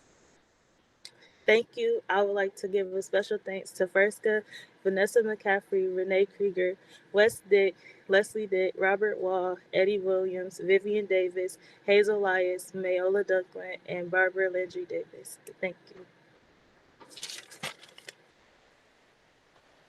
Thank you, Akaya, for this really remarkable project. For everyone who's just joining us, please put your questions in the chat. Do not unmute to ask your questions. I'll read the questions to Akaya. There's lots of really excellent job, fantastic projects. I'm trying to find the questions. First question, how did these women feel they were treated by the APS staff and families? Well, at first, when I interviewed most of them, they said that they kind of got a mixed reviews when they first came, because there were mostly white students, and some parents were not comfortable with their students being taught by Black teachers. So that was one of the main things that I wrote in my notes. Was there anything that you learned during the interviews that surprised you? Yes, one thing that surprised me was that there's like a big misconception that the North was not racist. And so when I was talking to them, they actually shared with me the different instances of racism that they faced, including when they were trying to find places to live here in town. Do you have plans for sharing this important history in a longer format? Yes, I honestly do.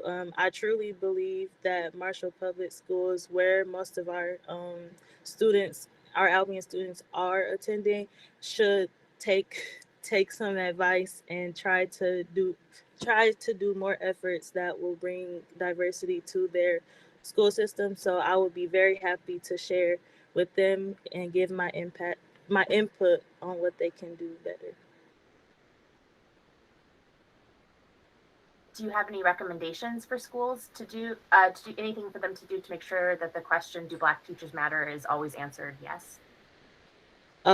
Yes, like I said before, make it known and show the effort that you are looking for these teachers, because they are out there and they are willing to integrate, or I guess integrate is an outdated word, but they are willing to teach and be in these areas where they're needed. Great. Thank you so much, Akaya, for your wonderful and informative presentation. And next up is Anthony Avoir.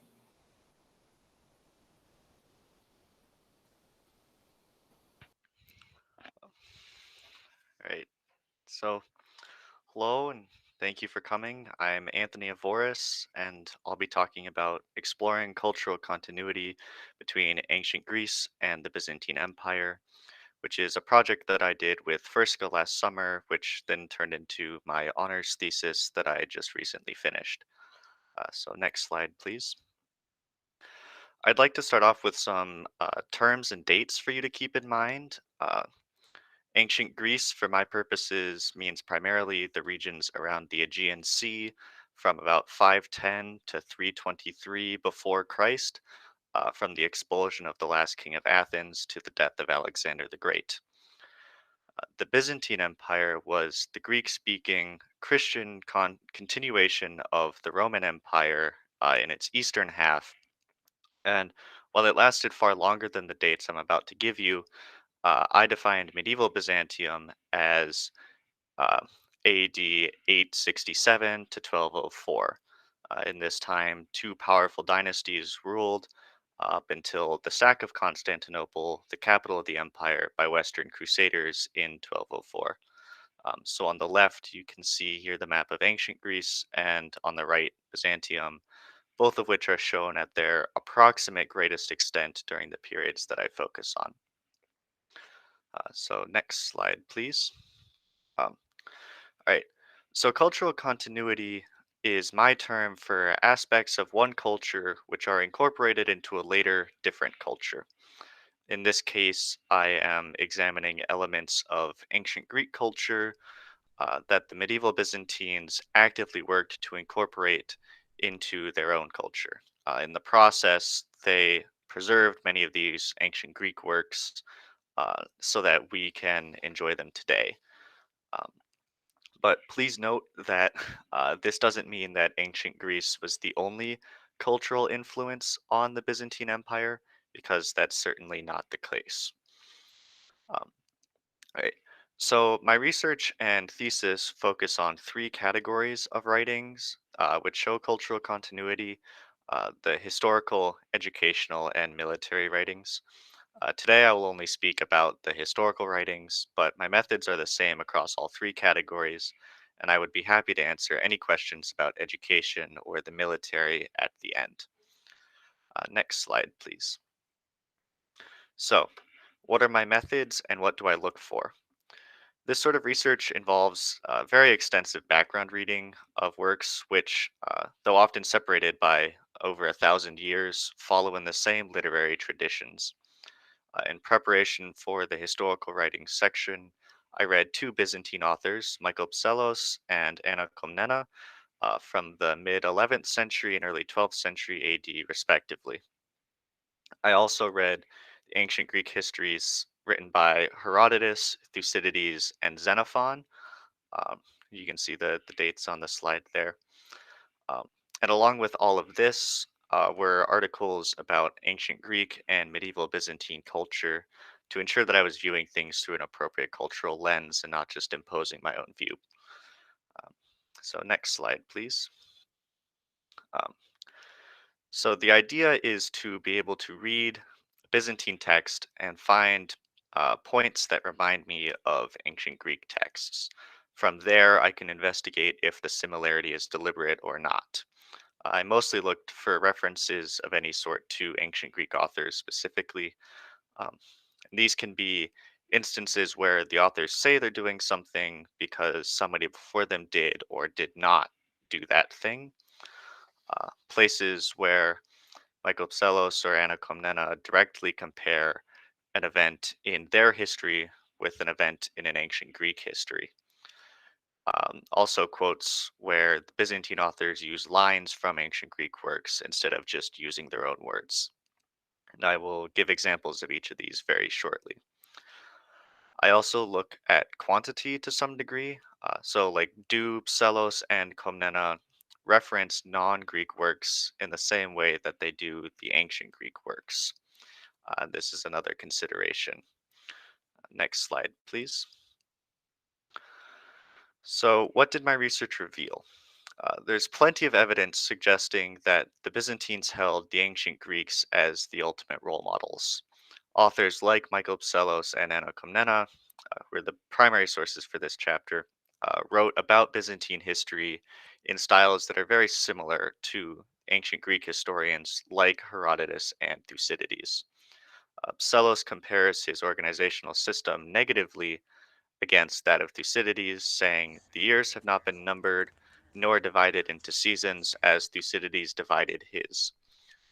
He chooses to compare himself with an ancient Greek historian who doesn't do a thing, rather than perhaps a Roman historian who might have done um, done the same. Anna Komnena likes to claim that ideas of her father, who was the emperor, or his generals were the same as instance recorded in ancient Greek histories. So the Emperor Alexios once took gold from the church to fund an army, and Komnena defends this rather unpopular decision by saying that Thucydides reported that Pericles, who was one of the greatest ancient Athenian statesmen, um, was prepared to take gold from the temples in Athens for the same purpose. So she justifies this controversial decision by pointing to an ancient Greek precedent. Psellos and Komnena also include loads of general references to ancient Greek authors just because they can. So Michael Psellos spends a lot of time referring to the Iliad and quoting Athenian playwrights, So from Euripides, he says at one point, "Silence is a woman's glory." And with this quote, he shows off his knowledge of ancient Greek literature, which is something that the Byzantines like to do a lot, um, while also applying an ancient Greek societal standard to the Byzantine society of his own time. This is a very overt example of pushing or affirming an important cultural link, which is to say, the role of women in society. Psellos clearly agrees with Euripides on this point, because otherwise he would have chosen a different quote, perhaps saying that, women should speak out, or, whatever it may be. And then Comnena preferred to make references to the Odyssey. She appears to have liked that better than the Iliad, um, along with the ancient Athenian tragedians. And it's significant that there are very few references to non-Greek works by both Psellos and Comnena. Next slide, please. So what this tells me is that the Byzantine academics were closely in tune with their ancient Greek heritage, and that they worked to make it more visible and more strongly identified in their own culture. The choice of reference matters. It's important that Psellos, Comnena, and the other Byzantine authors reference, ancient Greek works so much rather than, say, Roman or Persian works, because they wanted to identify themselves and their culture with the ancient Greeks and ancient Greek culture, um, most prominently. In other words, they were pushing for the cultural continuity and ethnic identity that I have been looking for. I like to think that this is similar to writing a history of modern Britain. So, say I wanted to write a biography of Winston Churchill, and I fill the pages with quotes from Shakespeare or Sir Arthur Conan Doyle or Milton. Um, it's not strictly necessary for me to do so, but it gives the work a certain cultural feel. And if I were the author of this book, I could use specific quotes to push a specific, perhaps British cultural agenda if I was so inclined. Um, so, next slide, please. So, to conclude, I read a dense handful of Byzantine and ancient Greek works to see if the Byzantines deliberately chose to model themselves off of the ancient Greek. And the evidence that I gathered suggests that yes, many of the cultural connections were made deliberately. Um, and I repeated this process with writings on education and writings on the military, and came to the same overall conclusion. Um, so I'd like to thank my advisor, Professor Rydell, also Furska, and everyone else who has helped and supported me throughout this project. Thank you for coming. Are there any questions? Thank you for that really excellent presentation, Anthony. Just as a reminder to everyone, please put your Q&A questions in the chat, and do not unmute yourself to ask a question. I'll ask Anthony the questions. Our first question is, what about the rediscovery or renewed focus on Greek works in, say, the Renaissance? Does this count as cultural continuity or discontinuity? I'm certainly no expert on the Renaissance, but I would consider that a form of continuity. So the texts were brought over by Byzantines fleeing the fall of Constantinople, and so it allowed Western Europe to rediscover the texts and reincorporate them into their own practices. Tori asked if you could talk about some of your observations in the educational works. Yeah.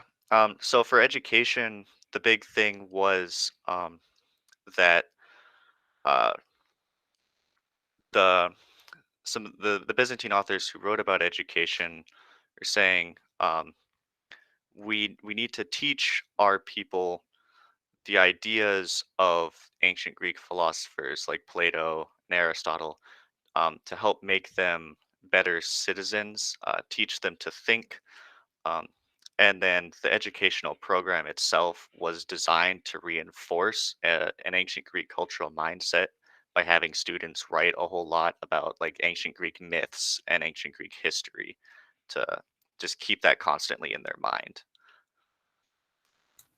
What was your favorite part about conducting your research? Yay. um, I think it was doing all of the reading, um, because a lot of people imagine that old historical texts are dry and difficult to read, and they are sometimes. But there are a lot of instances where people write really funny things, or just really funny things happened, and so like finding those things and just like having a laugh, um, is always a great time. This person says you read a lot. This is a very unimportant question, but how long did it take you to read? Um, so I read for the entire 10 weeks of FIRSCA, and I did more reading last semester. So countless hours. Awesome work, Anthony. Do you think the Byzantines reference Greek so heavily as a means of gaining legitimacy? At times, yes. Like the instance where I mentioned about taking gold from the church, that's a very clear instance where uh, the Anna Komnena seeks to improve the legitimacy of her father's actions by pointing out um, the ancient Greek precedent. Other times it's not quite so obvious, but to a large degree it often is. I'll ask this question quickly. Do you think the Greek culture was widely revered in Byzantine culture, or was this specific to arts and elite? That's a challenging one because uh, pretty much all of the Byzantine writings come from the educated elite. So it's very clear that they have a strong identification. It's not quite so clear how strong this is among the common people. Um, I would guess that there was some sort of identification, um, and like that the cultural ethnic pride, but perhaps not quite to the same extent as these elites.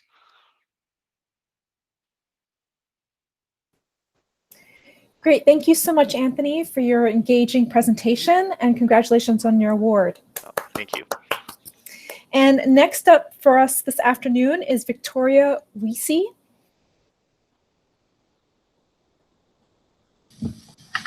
Thank you everyone for coming. My name is Victoria Weesey, and my presentation is Iskay Sinihi Yunapanaku Yachachina, the role of intercultural bilingual education and the preservation and appreciation of Quechua in Peru. The first part of my title is actually Quechua for intercultural bilingual education.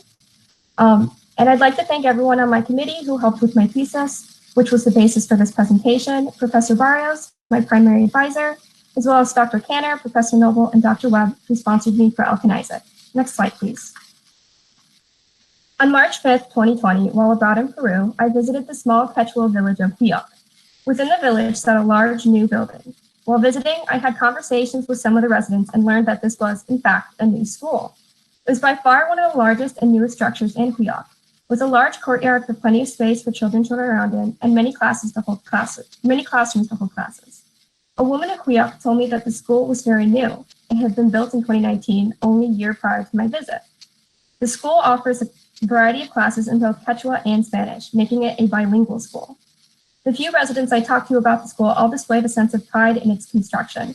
They were happy that the children in their community had access to a bilingual education that valued both Spanish and Quechua. And this is a picture of Huyoc. Unfortunately, the school is not visible in the picture, but you can see that's what part of the community looked like. This experience while abroad helped inspire my research topic and my interest in Quechua. My research focuses on the role that education, specifically intercultural bilingual education, has played on the appreciation and preservation of Quechua in Peru. For my research, I considered governmental documents and policies, primary and secondary sources, and I also conducted 5 interviews with Peruvians who either worked directly in the education system or who worked with Quechua speakers. Next slide, please. Next slide, please. Thank you. I will begin with some context. Quechua is an indigenous language widely spoken across South America. The language dates back to the Incan Empire, which utilized it as a lingua franca. With 8 million speakers today and 4 million speakers in Peru, it is one of the most widely spoken indigenous languages in the world. Despite its numerous speakers, it is still a vulnerable language. The United Nations Educational, Scientific, and Cultural Organization classifies the language at risk, meaning that Quechua needs further protection in order to guarantee its continued survival.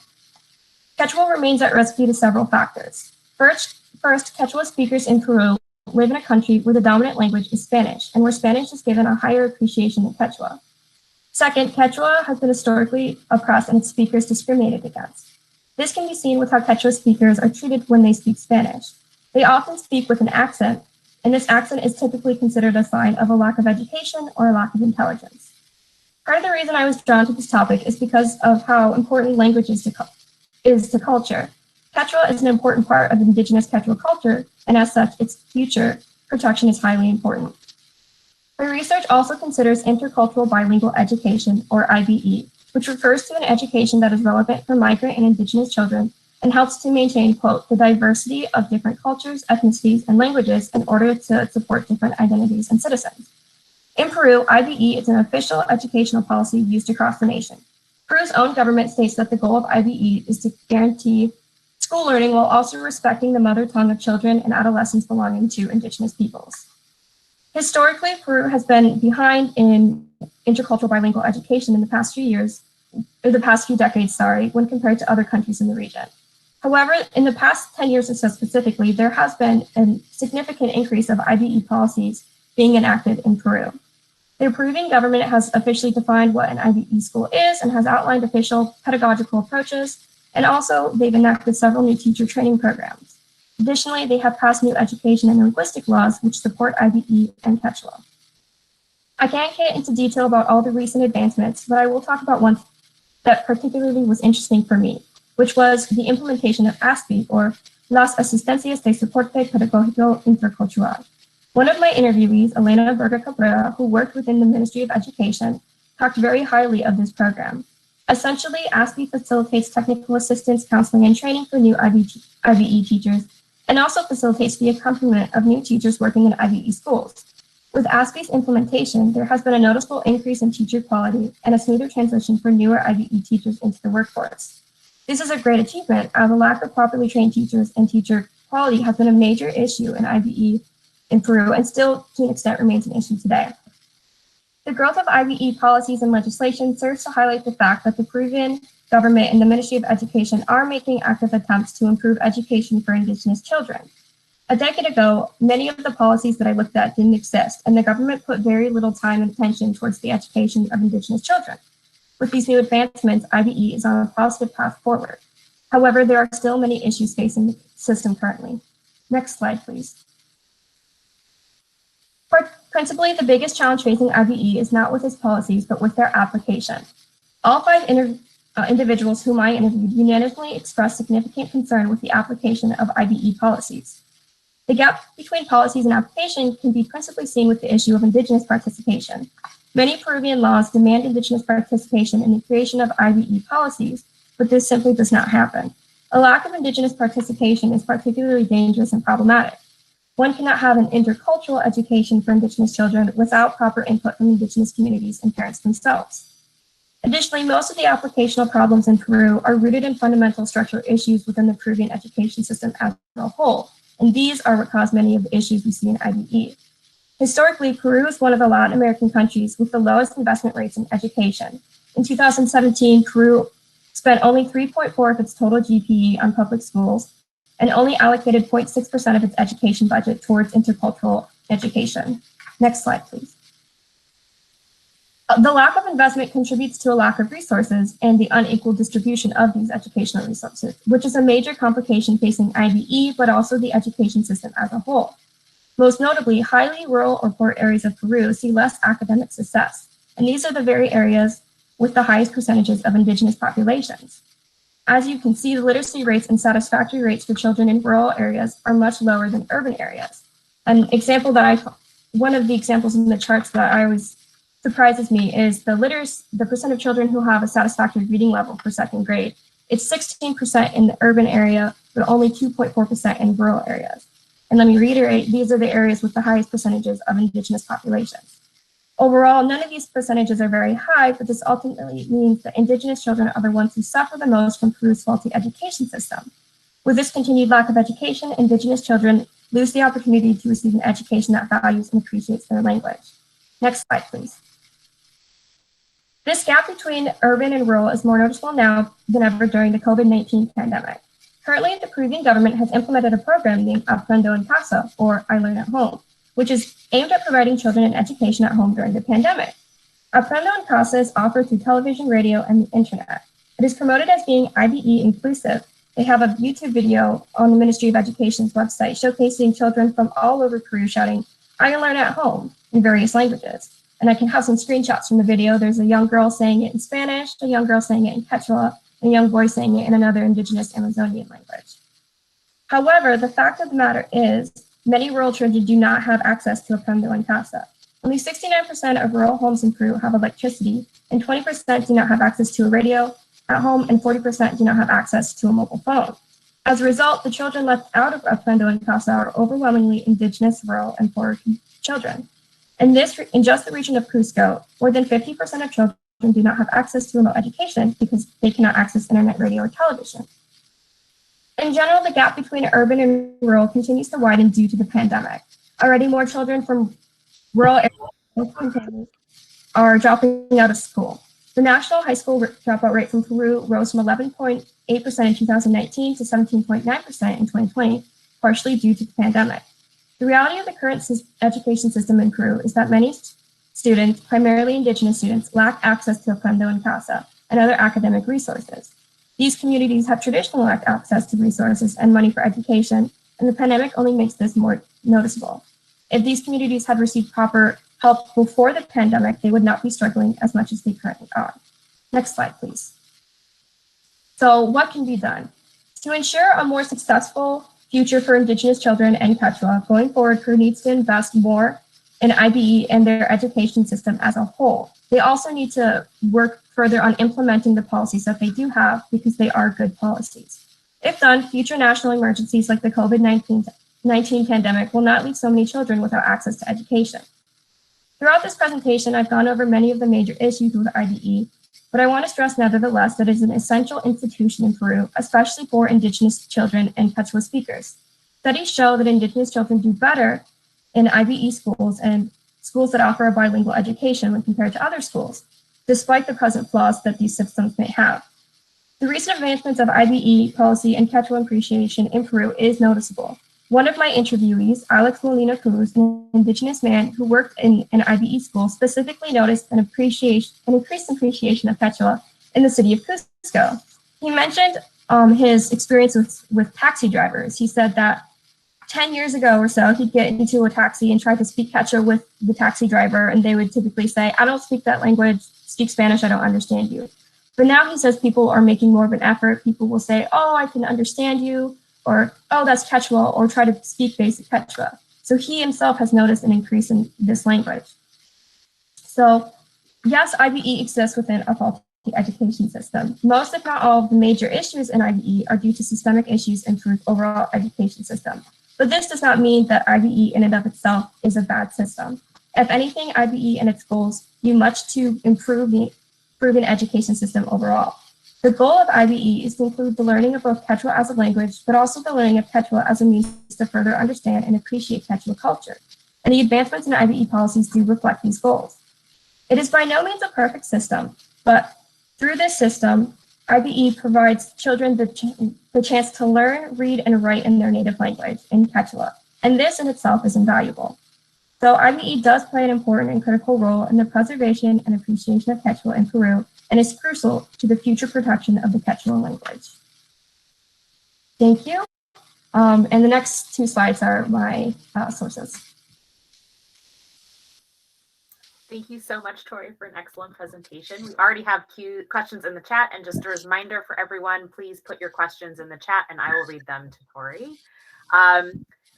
Great job, Tori. You mentioned a lack of Indigenous participation. What is the extent of this? Like, are there any small examples of programs where Indigenous people can give their feedback into the system? So one of the most notable example I found while researching of programs that allow Indigenous participation is a national Ibe Commission that was created in 2012. The commission works with the leaders from 6 official Indigenous organizations and also with people from Afro-Peruvian organizations. And they convene about 6 times a year at the national level. Through this commission, Indigenous leaders and Afro-Peruvian leaders can offer recommendations for policies, but that's where it stops. They can simply offer recommendations. They don't have the ability to create policies themselves. So their recommendations can be ignored or dismissed. So this makes it a very surface level version of participation, and there's not really more examples of where they can offer more direct participation.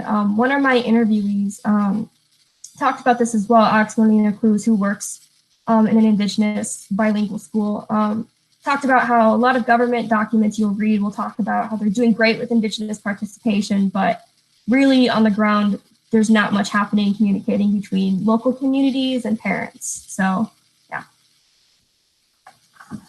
There was a question about what was your experience like learning Quechua during your time in Peru? That was one of my favorite experiences while abroad in Peru, actually. It was really cool. We had native speakers who were our teachers, so we got to learn directly from people who learned the language growing up, and it was definitely my favorite class abroad. It's a really cool language. I think it sounds really beautiful to listen to. I was supposed to have a homestay with a Quechua family, but I got sent home early. But if you ever have the opportunity to learn even basic Quechua, it's a really, really cool language. So I'd recommend it. Good time for one last question. Could you elaborate more on other interviews that you had with community members? Yeah, so the interview aspect was actually my favorite part of my research project. Through the program I went to in Peru, I was actually supposed to conduct research on the ground in Peru for a month. But since we got sent home early, that had to change. But I worked with an advisor who got me in contact with people who work directly in the government or within schools or with Quechua speakers. So I got to talk with someone who was in charge of policy implementation in the region of Cusco for intercultural bilingual education. And I mentioned Elena Varga Cabrera, but she worked high in the Ministry of Education in Peru. And she had a lot to say about policies. And so she had a direct hand in the creation of in implementations of policies at a national level. And also it was really cool to sit down with these people because it was obvious that they had a lot of passion for the topic and that they really wanted to see a positive future for it. Thank you so much, Victoria, for your super engaging and interesting topic. Thank you so much. And next up is Abigail Lamotte. Hi and salut. My name's Abigail Lamotte. I'll be presenting my senior honors thesis today, which is a set of translations from Parole d'honneur, écrit de créole de couleur Néo-Orléans. And before I go any farther, I just want to give a huge thank you to my thesis committee, which is listed on that slide, because I honestly don't think I would have been able to do this without them and without their help and guidance. And also a huge thank you to Renee, because she bought extra reams of paper specifically so that I could print the copies of this that I needed. So I spent about 8 months just working on this and hundreds of hours doing these translations. And this was a super interesting project for me because it allowed me to connect both my French and creative writing majors together into just this super unique, like super cool project. So the reason I wanted to take on this project was to, just because of today's socio-political climate, I really wanted to amplify marginalized voices and the forgotten narratives of people of color that have been buried in US history. So for the purpose of this presentation, I'll be referring to Creole people. Creole, in my presentation, will be referring to French-speaking people of color. In reality, Creole is a super nuanced identity and it covers a broad range of people. So I just focused on this one branch of that identity. So all of the authors here were written by people of color in New Orleans, and this collection of work contains some of the very first pieces of African American literature in the United States. And these pieces were all written by very well-educated authors who were of the middle class. Most of them were free people of color, which I'll talk a little bit more about later. But these works were originally written and published in Standard French, which was all of the authors' first language, not their second. They did not speak English as a first language, and they are all born in New Orleans in the US. But these works and the stories that they tell have been lost because of that language barrier. So I just wanted to bridge the gap and give the authors their due respect that they deserve. So next slide, please. So on the slide here, I have all of the pieces in the order that they appear in my final set of translations, including The Mulatto by Victor Séjour, which has already previously been translated. It's the only work out of all of these that have been translated prior to 2020, which is when I started working on this.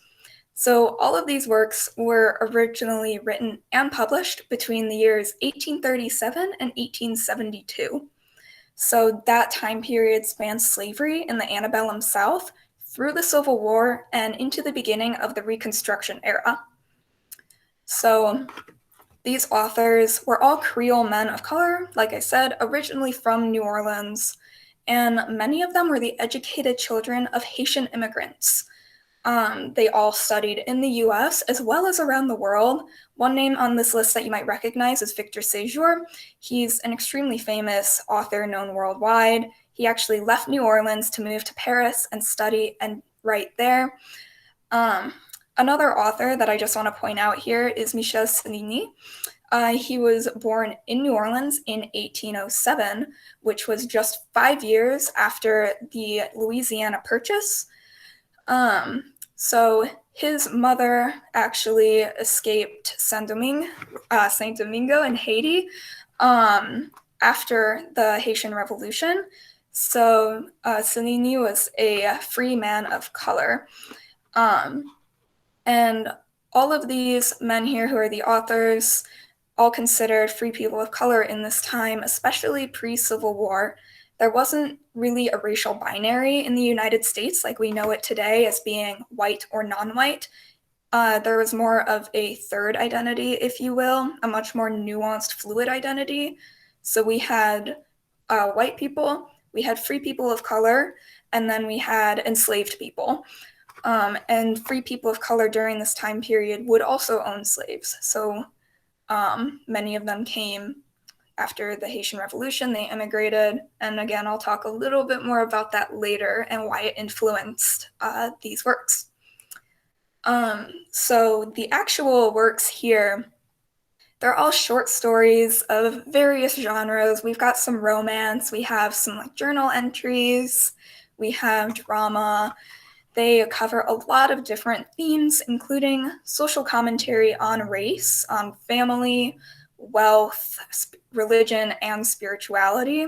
So these all cover a broad range of topics, a broad range of subject areas, and give us a really, really cool insight into what the culture of literature was like in New Orleans and in the South in general during this period of US history. And it's a window into history that we really don't get to see much unless we take like a specified African American literature course. And even then, it's not like we're reading French in those courses. So this is just something that's been brought up out of our history that should be taught and should be known in our culture because it's super unique and very interesting. Next slide, please. So I've talked a lot about different aspects, but why are these all important to us today? So as I've been saying, these French-speaking Creole people of color, they've made all of these huge additions to US literature, and they're almost always overlooked, always forgotten about, but they offer such an amazing view into lives and subject matter that isn't generally talked or taught in academia. my purpose here, like I said in the beginning, is to amplify the voices of people of color whose voices have not always been a central focus in the US culture as a whole. And just because these works have been forgotten, because they were written originally in French. And it's a shame that some of the first works of African American literature have been lost to something as little as a language barrier and an unwillingness to translate them. So like I said, only one of these pieces has been translated, La Mulâtre by Victor Séjour, until 2020. Next slide, please. Here you see a quote that, this is one of my translations from a story in here called Mr. Paul by Giovanni Cesti. And I am actually going to read the original French that it was written and published in. You can follow along on the English on the screen. I figured I wouldn't torture anyone by putting it up in French. So this was written just before the Civil War, over the years about 1859 to 1860. So, à la Nouvelle-Orléans, la littérature n'est prisée que par un bien petit nombre d'amateurs. Le mercantilisme, en absorbant presque tous les esprits, les emporte sans paix ni trêve, dans un tel tourbillon de positivisme qu'il est poète louisianais, disséminé parmi la foule affairée comme d'imperceptibles sectaires, ont dérobé leur l'air au regard de profanes et soupirent après des jours meilleurs. So I picked this quote in particular because it speaks a lot to the culture of art and literature in New Orleans during this time period. So up here you see the word mercantilism, which refers to Americanization or consumerism. And you look here and you want to ask, what did people of color lose due to Americanization? They lost their culture, their art, their history, and they witnessed a loss of their rights through segregationist policies, which led to a growing danger of being Black or being a person of color in New Orleans. Like I mentioned earlier, the Louisiana Purchase was in 1803. The Louisiana Purchase was essentially a promise to people of color that they would have their land, they would have a space to preserve their culture. However, what they had been promised was not delivered. Slavery was brought in. Many people who had been free people of color were enslaved. A lot of immigrants found that their lives were made much, much harder after leaving Haiti, where Haiti, if you were unaware, was the first all-Black nation in the world after they bought their freedom. And they suffered so much for buying their freedom that they came to the US and then they lost even more. So it's so amazing that these authors were able to come from these Haitian immigrants and go upwards in society, climb that social ladder, get educated, and publish their works, publish their stories and their culture and their history. And this gives us an alternative version of US history. Because slavery caused a lack of agency and a lack of access to written work, if you were a literate slave, you were essentially considered dead. You had to hide the fact that you were literate. However, these authors changed that status quo and showed us what it was really like to be a middle-class, educated person of color or Creole person living in the US South at this time. So by reading these works and by making these works accessible through translation, we are allowing ourselves to witness the African American experience firsthand through the writing of people who are directly being subjected to injustice and who left this legacy for us to understand their experiences in a way that we have never really seen before in US history. Next slide, please. Do we have any questions? Thank you so much, Abigail, for this really interesting and important presentation. Just a reminder, please put your questions in the chat and I will read them to Abigail. Do you have any plans to get your translations published? Well, my wonderful thesis advisor, Dr. Gwennon Lely, has been in contact with the original publishers of the French collection. We found out that there was another person attempting translations, but mine are done. So we're hoping to hear back from them soon. And so I hope I'll have a happy little update coming on that.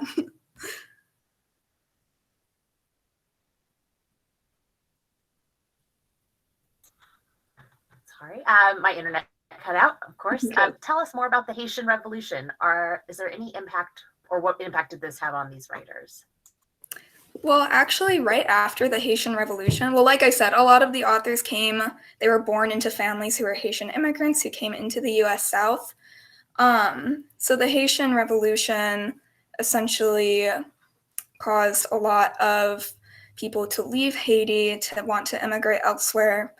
And so I kind of mentioned it a little bit. I don't have too much background in the Haitian Revolution, but just because of the immigration it caused and kind of the upheaval of families and cultures and languages, these authors were impacted either more or less depending on when they were born. Like I said, like Cenini was born just 5 years after after the Louisiana Purchase, when a lot of the immigrants were coming through, and his mother had directly escaped Haiti. So there's that much stronger connection, whereas other authors who might have published more into the Reconstruction era weren't as directly impacted by that, but there was a strong Haitian presence in New Orleans still.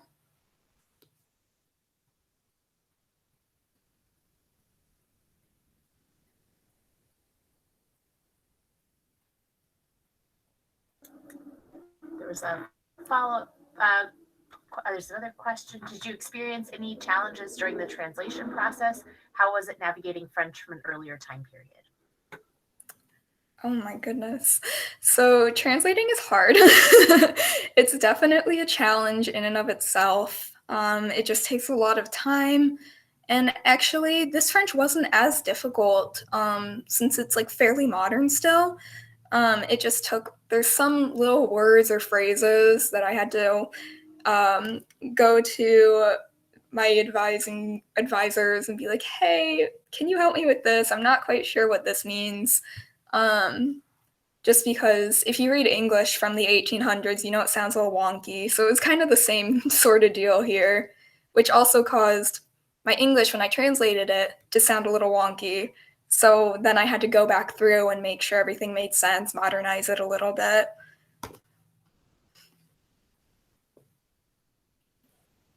Thank you so much, Abigail, for such an interesting presentation and your research, and congratulations on your award. And next up is Annette Varga. Hi, my name is Annette Varga. My faculty sponsor is Dr. Midori Yoshi, and the title of my research is Transformation of Gender Roles, the Value of Change in Japanese Women's Language and Contemporary Use. Next slide, please. To begin, I'll explain what I mean by women's gendered language in Japanese. Next slide, please. So, Japanese differs in speaking based on the gender of who is speaking. So the language differentiates male and female speech grammatically. These gender differences appear in first-person pronouns, sentence final particles, interjections or exclamatory particles, beautifier prefixes, or vowel coalescence pronunciation. These two sentences here on the right are examples of how this would look.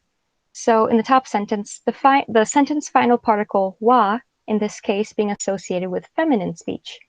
Then in the second sentence, the first person pronoun ore is associated with masculine speech. Moreover, men's speech is often interpreted as blunt, in contrast to women's speech, which is considered gentle. Likewise, national language scholars describe women's language as beautiful, thus leading to stereotypes of associating the speech style to demonstrate ideals of femininity and onnarashisa, or womanliness. However, this perspective leads to some problems. Next slide, please. The origins of women's language is credited to Nyobo Kotoba, which was the language used by imperial court ladies back in the 14th century. And for this reason, contemporary national language scholars view women's language as cultural heritage, and any deviation from the traditional woman's speech is criticized as corruption and a disappearance of tradition. As a result, there is a push for the preservation of women's language. However, this idea of preservation of women's language is problematic in that, as a concept, it functions as an example of salvage ethnography. Salvage ethnography is a theory from early anthropology which revolves around the ideology that there is an explicit need to record and document the practices, rituals, and myths of cultures threatened with extinction, even as a result of modernization. Due to this ideology, salvage ethnography faces the issue that it is attempting to preserve a moment in time. Relating to women's language, it implies that women's language is static and has never changed or evolved, staying the exact same as it was during the 14th century, which is a problematic mindset, as not only is the nature of language in general to be flexible and evolving as time passes, but also because it puts pressure on women to adhere to the ideals and stereotypes associated with traditional women's language. Next slide, please. Which leads me to the point of why it is significant, why it's important that this static view of language should be challenged. Next slide, please.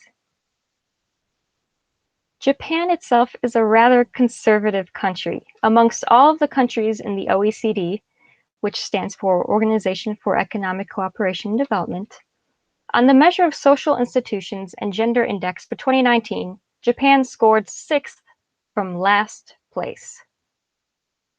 For reference, there are 37 countries in the OECD. This demonstrates that Japan ranks highly in gender inequality. Regarding gendered language, my research challenges the static view of women's language in that this static view and the perceptions and ideals related to it puts women into the situation which dictates to them what they are as women and how they should be. And in using Sapir-Whorf hypothesis, which says that language determines one's perceptions, my research examines the changing nature of Japanese gendered language after the end of World War II up until the current contemporary era, doing so in order to discuss the value of the change observed in language and how it is thus reflected in contemporary gender roles. Next slide, please. Thus, I will be discussing the history of women's language, specifically education's role in the implementation of how the traditional women's language became widely accepted and enforced. Next slide, please. First, I want to explain a very important concept regarding language and gender roles, which is the ideology of Ryosai Kenbo, or good wife and wise mother. This ideology traces all the way back to when it was first put in place during the Meiji period, when formal education was implemented for all children regardless of gender. Ryosai Kenbo, which was taught in schools, enforced the notion that women were expected to contribute to the state through their roles as housewife and mother, and should only be educated enough to fulfill those roles effectively. The ideology of Ryosai Kenbo carried on even after this period as a strong and prominent ideal. Still today, it influences many aspects of women's lives. Next slide, please. World War II and the post-war era was an exceptionally transforming era for women in Japan in terms of their positions in society, beliefs, and self-perception, which was also subsequently observable in their language use as well. That is to say, the World War II era in Japan negatively impacted the advancement of feminism and gender equality for women. In contrast to other countries such as the US or the UK, in which during World War II saw a rise in women's rights, in Japan, the war movement and nationalism silenced many pre-existing feminist movements which were dominant during the 1920s. During the 1920s and to 1945, Japan increasingly implemented education policies centered on language norms and the appropriate guidelines and etiquette surrounding it. For example, in 1941, the Ministry of Education formulated a set of guidelines on instruction in good manners. This was called Riho Yoko, or Essentials of Etiquette. Bihoyoko was utilized as a new textbook, and it explicitly featured a section on language use, which focused on gendered forms of standardized speech. Additionally, the National Language Association had also established a women's wing in 1939 with the purpose of setting an example to families and households, driving home language policy. To put it simply, many of the language policies set forth during the World War II period were in an attempt to standardize hierarchical social structure as a means of nationalism and state control for the sake of war efforts. For this reason, the concept of women's language is in fact social conditioning. Next slide, please.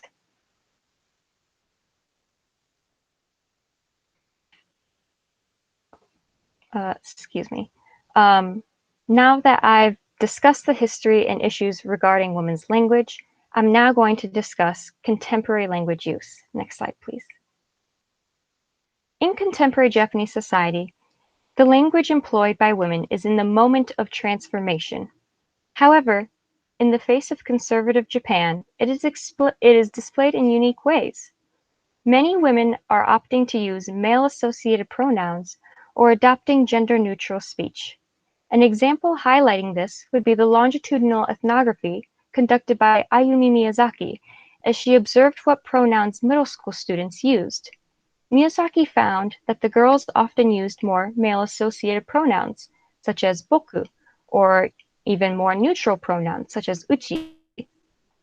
Given these circumstances, the middle school girls seem to be dissuaded from using traditional female pronouns as they are interpreted to be too formal and too feminine to be used in informal and casual contexts, thus the movement towards gender-neutral or masculine pronouns. Moreover, in an observational study conducted by Claude-Yves Dubuc, she analyzed the language used by women in management positions and noted that despite different circumstances and company standards, all the women tended to speak with certain linguistic choices present. For example, none of the women studied used overly masculine forms, but neither did they use forms strongly marked by femininity. Rather, the women adapted to speak in a more gender-neutral or polite forms appropriate for the setting while maintaining the values held in the ideology of women's language. In doing so, they skillfully avoided threatening their status as business persons and managers while not prompting disapproval and endangering their work or position. Next slide, please. The notion of preserving women's language due to its position of cultural heritage and apparent corruption paints the image of women's language as being static and inflexible, when in fact, the nature of language itself is that it is ever-changing and evolving. This demand for preservation serves as an example of the problematic theory used in early anthropology that I've stated before, salvage ethnography. In the case of women's language, it is thus attempting to preserve old values of femininity. However, social change is reflected in speech. As demonstrated by the contemporary uses of language by women, there is a push towards gender neutrality within speech. This transition observed functions as an example of Sapir-Whorf hypothesis, which states that the structure of the language spoken affects the speaker's perception and categorization of experience. The way women are speaking is representative of the egalitarian society Japan is transitioning to become. More and more, women are entering the workforce and are advancing into management positions, disrupting past notions of division of labor. The speech they take on is representative of this transition in society, with women gaining more autonomy and rights, thus serving as evidence that Japan is improving in the sphere of equality. As such, this observable change in women's language should not be thought of as corruption or disappearance of cultural heritage, but rather the shift in perception towards equality affecting society as a whole. This change in speech of women is valuable and a welcoming sign. The fact that there is change in language is evidence of the change happening in Japanese society becoming a more egalitarian state, giving more autonomy and rights to women. Next slide. Here are some of the sources that I use. Thank you very much. Thank you so much, Annette, for this really wonderful presentation. Just as a reminder to everyone, please put your questions in the chat and do not unmute yourself. I'll ask the questions that you put in the chat. So your first question is, you mentioned the National Language Association driving home language policy. How exactly did they go about doing this? Yes. So the National Language Association was first created in 1937 with the purpose of promoting and preserving national language, but the women's wing wasn't created until 1939. And so the women's division consisted of appointed female educators, because the National Language Association were aware of the role that mothers had in language education. So these appointed members were to both teach women and to serve as role models for them. So thus the main function employed by the women's wing was to set examples, driving home language policy, mostly among middle and upper class women who were already dedicated and aspired to the ideals of both femininity and good wife and wise mother. So I guess that is sort of a connection to the next question. You mentioned this idea of a good wife and wise mother. Can you expand more on where this idea comes from? Oh, yes. So as I kind of mentioned before, good wife and wise mother stems back from the Meiji period, but the ideology is derived from a combination of traditional virtues and values of ideal womanhood from Confucianism, such as obedience to father and husband, and also from the imported Western cult of domesticity.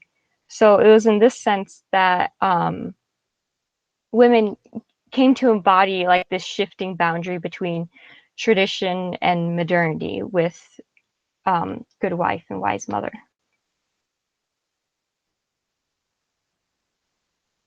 Is there a similar or equivalent formal speech form for men?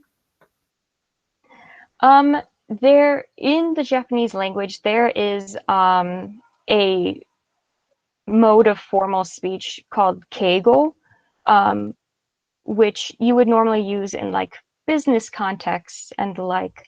And that is used by all genders.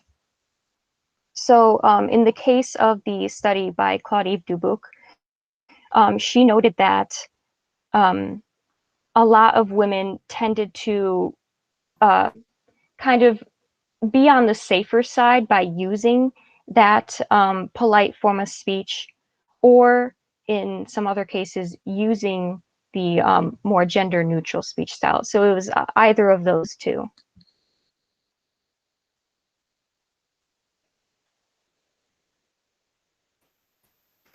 Thank you so much, Annette, for that super interesting presentation. And next up is Troy McCullum. Hi. So just a quick introduction. My name is Troy McCullum. I'm a senior. My majors are history and international studies with a minor in German. Before we get started, I just wanted to personally thank my thesis committee, Dr. Midori Yoshii, Dr. Laura Brady, and Dr. Perry Myers for guiding me through my research and writing process. I wouldn't be presenting today without their continued guidance and support.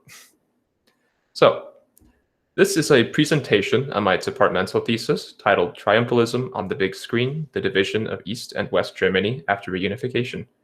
The main goal of my research is to show how modern German cinema has improperly represented East German everyday life up until the fall of the Berlin Wall, and how these attitudes towards East Germans has been shaped by national identity, stereotypes, and a West German triumphalist attitude.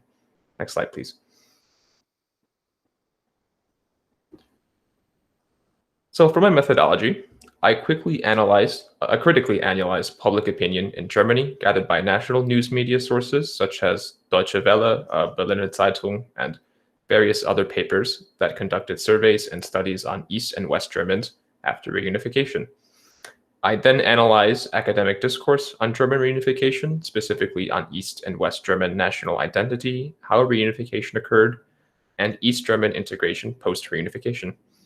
Finally, I apply what I gathered from both news media and academia and apply it to my film analysis. The films that I focused on in this thesis were Goodbye Lenin, The Lives of Others, Barbara, and the TV series Deutschland 83, whose promotional posters you can see to the right of this slide. I chose these films because all of them have become successful abroad and are, coincidentally, directed by former West Germans. Goodbye Lenin and The Lives of Others have gone on to win many awards and have been praised internationally, and Barbara won the Silver Bear for Best Director at the 62nd Berlin International Film Festival. Deutschland 83 has also gained incredible success, becoming the first German language series to air on a US network and the most popular foreign language drama in the history of British television. Of these four, Goodbye Lenin and The Lives of Others stand out as being some of the most famous German films to have released within the last 2 decades. So, next slide, please. So the main motivation for why I chose to conduct this research was because I believe film is an easily accessible export of culture. It can be easily distributed across the world, and because of this accessibility, it has a lot of potential to shape the way people think about the past. I also chose these 4 films because not only were they extremely successful abroad, they have also been used in educational settings, The Lives of Others and Goodbye Lenin especially. Here at Albion College, as well as during my study abroad in Berlin last year, these films were used in some capacity as a means of educating students about life in East Germany, the Stasi, that is the East German secret police, and German reunification. As a result, because of its use in education, I believe that historical accuracy is very important. Students should thus receive an accurate depiction of the past that is free of bias and/or any incorrect impressions of the subject, in this case, life in East Germany. Because of the popularity and success of these films, they have the ability to shape how a great many people outside of Germany think about Germany's past. Most likely, for most people, these films may very well have been their only exposure to the topics of East Germany and German reunification, and therefore I find it very important that these films be held to a higher standard and accurately represent life in East Germany. Next slide, please. So upon concluding my research, this basically became my thesis. I believe that contemporary German film fails to portray an accurate depiction of East German life, instead presenting a simplified and heavily biased Western narrative that focuses on the inferiority of the standard of living and over-exaggerates the involvement of the Stasi in everyday life. I believe that this portrayal of East German life ultimately comes from a feeling of West German triumphalism over the former East, and from a belief that the West German system was superior to the Eastern system.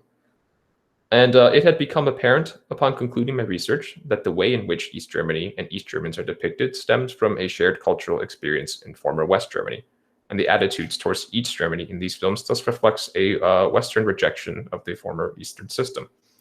West Germany's attitude towards the East German system, East German government, its institutions and way of life ultimately became unfavorable during the Cold War. And upon reunification, a wave of triumphalism against the East prompted West Germans to believe that their narrative of Eastern life, one of inferiority to Western standards and dominated by fear, was the correct view and was forcefully pushed upon former Eastern citizens. The lingering effects of these attitudes has thus affected how East Germany is represented in film. Rather than drawing from the East Germans themselves and their experiences living in the former nation, these films instead reflect the West's vilification of the East German nation and a rejection of East German national identity. Next slide, please. So this is a synopsis of the main body of my thesis. In my thesis, I go into further detail regarding the views of news media, academia, national identity, and the subsequent film analysis. So these findings were very interesting to me because it highlights that there's a disconnect between public and academic opinion and what is presented on the big screen. From what I gathered from various German news sources and polls, East and West Germans still feel culturally divided to this day. And economically, there's still a clear disparity between East and West in disposable income, unemployment rates, and the failure rate of East German businesses. Academic opinion on German reunification also reflects this division, highlighting how West German interests in the East, once the Berlin Wall came down, boiled down to a de facto annexation without considering the Eastern perspective. Western ignorance of the East German way of life led to an overall stereotyping of East Germans and the East German system, ultimately causing a resentment that continues to this day. For example, demeaning names given to those on each side of the wall continue to be used to some degree. Easterners will call West Germans Besserwisser or know-it-alls because they felt that West Germans were always preaching about their superiority and telling them about how terrible East Germany was in comparison to the West. In turn, Westerners began calling former East Germans Jammerossis, or moaning Easterners, for what they perceived to be resistance to reunification and Westernization and a stubbornness to integrate with the West German system. Most interestingly, I found that national identity had a big role in shaping this Western mindset and ultimately impacted reunification's outcome. West Germany operated and assumed that it was the quote-unquote real Germany, and that it carried on the cultural traditions of Germany that had existed prior to Hitler's rise to power and the Second World War. Because of this, they always viewed East Germany to be a rogue breakaway state that drifted away from Germany's traditions in favor of looking towards the Soviet Union. This mentality can thus explain why West Germany was so dead set on absorbing East Germany via de facto annexation, rather than allowing the former nation to contribute to the reunification process in any meaningful way. Contemporary conservative commentators felt encouraged during this time to discredit the East German government and deny the existence of a separate socialist German identity.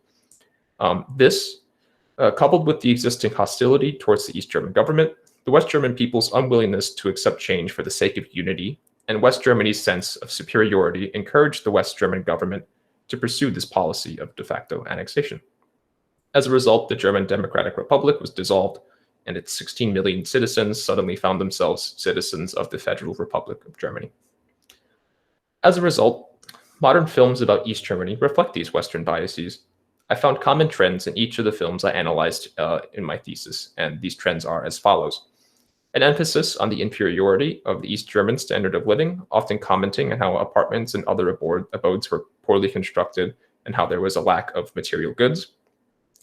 Framing the Stasi as an omnipotent force of terror that always had a hand in every citizen's lives, and the inevitability of the characters being won over by Western culture in some way, either becoming disillusioned by East German ideals or being won over by West German material wealth. These trends were present in all these films to differing extents, and in my thesis, I turned these three common trends into subsections and go into further detail, explaining the significance of these trends and give further examples on how these films display said trends. So next slide, please. So to conclude my presentation, one of the main argument points in what my paper ultimately culminates into is that Western Germany has created a form of triumphalism that can be comparable to American triumphalism. To clarify, American triumphalism is a school of thought that was popularized in the early 1990s and is the American narrative to the end of the Cold War. Essentially, its main idea is that the United States, under the leadership of President Ronald Reagan and under his aggressive stance and policies against the Soviet Union, single-handedly triumphed over the Soviet Union and had soundly defeated communism on its own, proving the superiority of capitalism and the American system. This perspective of American triumphalism fails to acknowledge the effects of the Soviet Union's internal policy changes and other external factors. However, this narrative of the Cold War has not become the standard narrative. I argue that Western Germany has developed for itself a narrative of the events leading up to reunification that are comparable to American triumphalism, and have thus used the term West German triumphalism in my thesis to describe this. However, I believe that this West German triumphalism is not widely recognized in the same way that American triumphalism is. Because West Germany believed itself to be the quote-unquote real Germany, when the Berlin Wall collapsed, it was assigned to the West that communism was inferior to capitalism. This, coupled with the fact that reunification occurred on their terms, without the dissolution of their political, social, and economic systems, allowed West Germans to believe that they had triumphed over the East. I therefore found it appropriate to utilize this term to describe the relationship between East and West Germany after the Cold War. And that concludes my thesis, my presentation. The last two slides are just my sources. So yeah. Thank you so much, Troy, for your excellent presentation on your wonderful thesis. Thank you. For those who are just joining us, just a reminder that all questions should be entered into the chat, and then I will read them to Troy. So our first question, as it disappears up my screen, is could you elaborate further on your experience abroad in Berlin and how that impacted your decision to pursue this research topic? Yeah, so while I was in Berlin, I took a German film course, and The Lives of Others and Goodbye London were included in this. So that's kind of what got me thinking about this, that, since I had taken a course on German film in Albion and then found these films appearing again in Berlin, that sort of signaled to me that these were very important films. And Also, what also kind of made me pursue this was actually during my time in Berlin. I was living with a host family in the eastern side of Berlin, and I noticed a lot of gentrification, a lot of renovation projects occurring on the eastern side. And some of my teachers actually commented on how so much Western money has poured into the eastern side that it's become almost nicer looking than West Berlin. And so that got me thinking, what was East Berlin like prior to all this Western money, and what was Eastern life like just as a whole? And that really made me think about that, like how these films portrayed East German life. Did you have a favorite film to analyze, and why that film? Yeah, so I really enjoyed analyzing the lives of others, mainly because there was a lot to analyze. Because I think out of these 4 films, this was this had the most like Western bias like that I could find.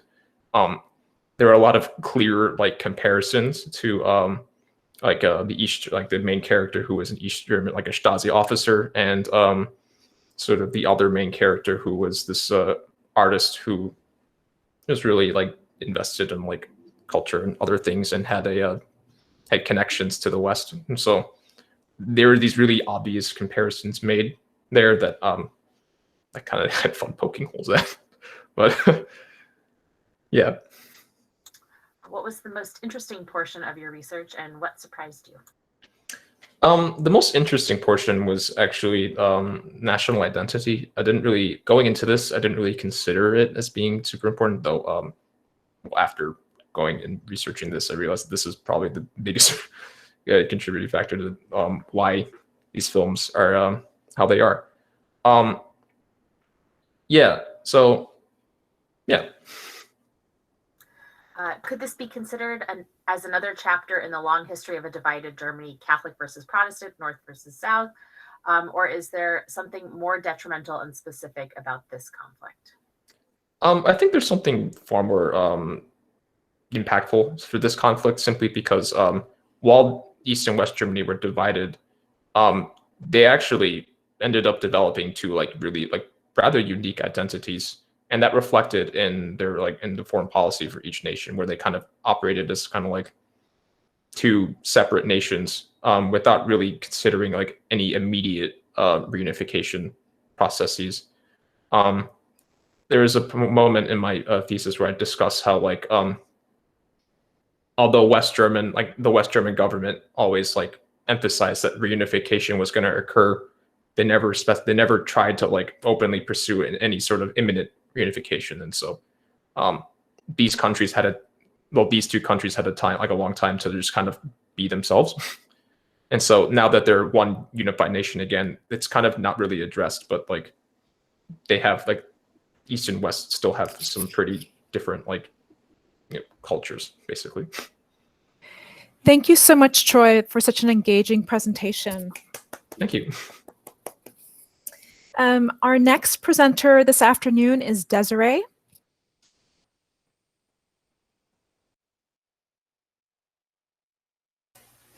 Hello, my name is Desiree Comer, and my thesis is titled Mainstream Tensions and Alternative Spiritualities, Making Sense of New Religious Movements. I examined 2 new religious movements, the Rajneesh movement and the Scientology movement. Next slide, please. I became interested in this topic because of my interest in established religions as well as smaller religious movements. In modern day media, these smaller religious movements are often called cults, and people tend to have a very negative perception about them. As I researched more about cults, I learned that there were different terms being used, one that is more inclusive and less discrediting, and as such, it's important to first discuss the terms used in discussing religious movements. The first term that many people know is cult. Cult is a term that Howard Becker in 1932 introduced into sociology to distinguish new religious movements from the more established ones. The term cult gained a negative connotation during the 1970s and 80s, or what some people would call the cult scare, as it was used somewhat indiscriminately. In doing so, it called into question the legitimacy of the movement's religious status. A new term was thus created in hopes of getting rid of the negative connotation. That new term was New Religious Movements, or NRMs. This term is considered to be neutral, and it tends to validate the idea that these movements are religious. Next slide, please. I looked at these movements through a religious studies lens, as their approach takes insider count and viewpoints seriously. This allowed me to look at the movements through an empathetic lens while still maintaining a critical analysis.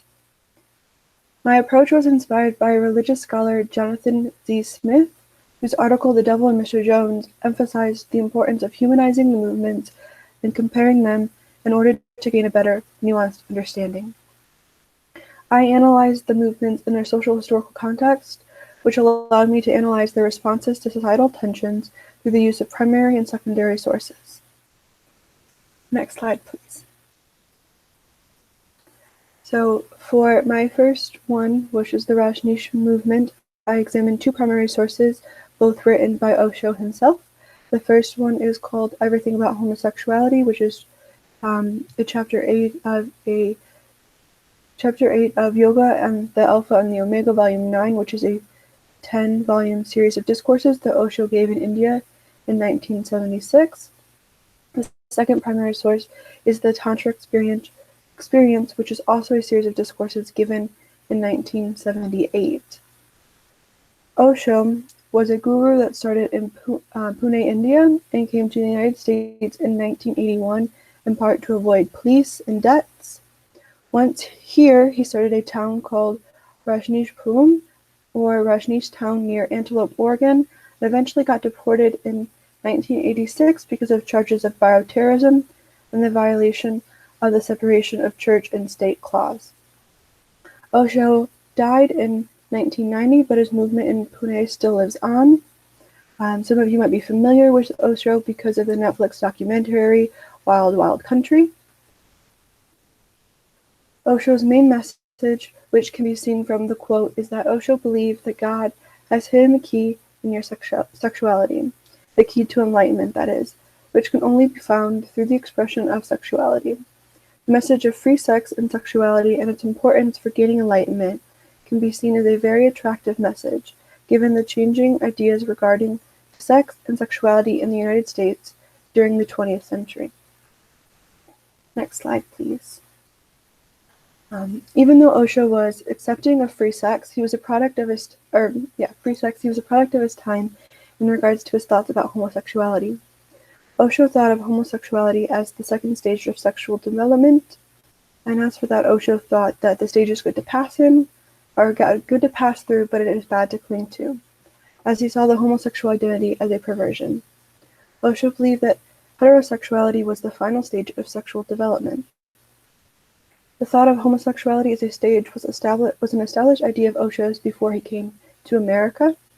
A possible reason Osho's message changes later on may be in result of the growing attention and struggle for acceptance of those who identify as homosexual in the United States.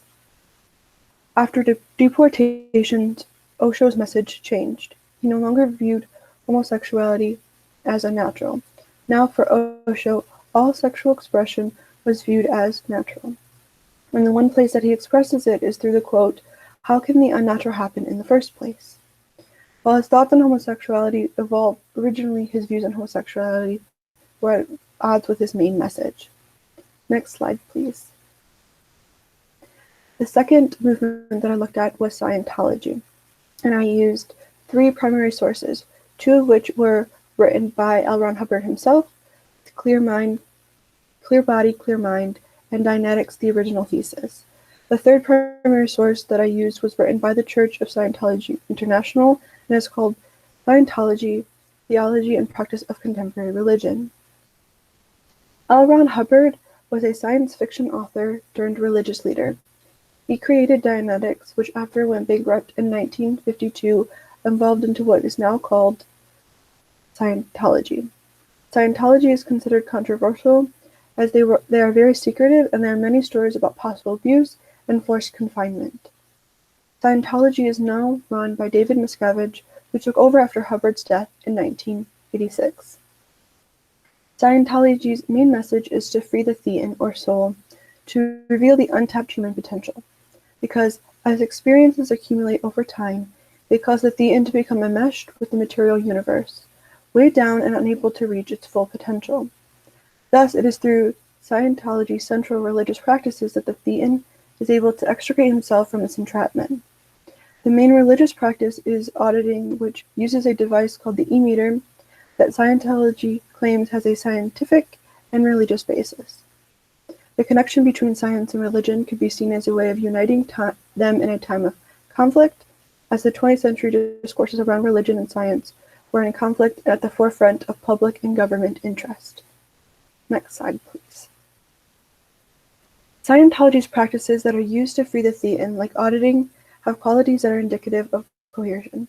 Auditing is a practice in which the auditor asks the parishioner or member of the Church of Scientology a series of specific questions to locate the area of spiritual trauma, to help one examine his own existence and improve his ability to face what he is and where he is. This type of questioning or spiritual counseling happens many times as the parishioner climbs the Bridge of Total Freedom.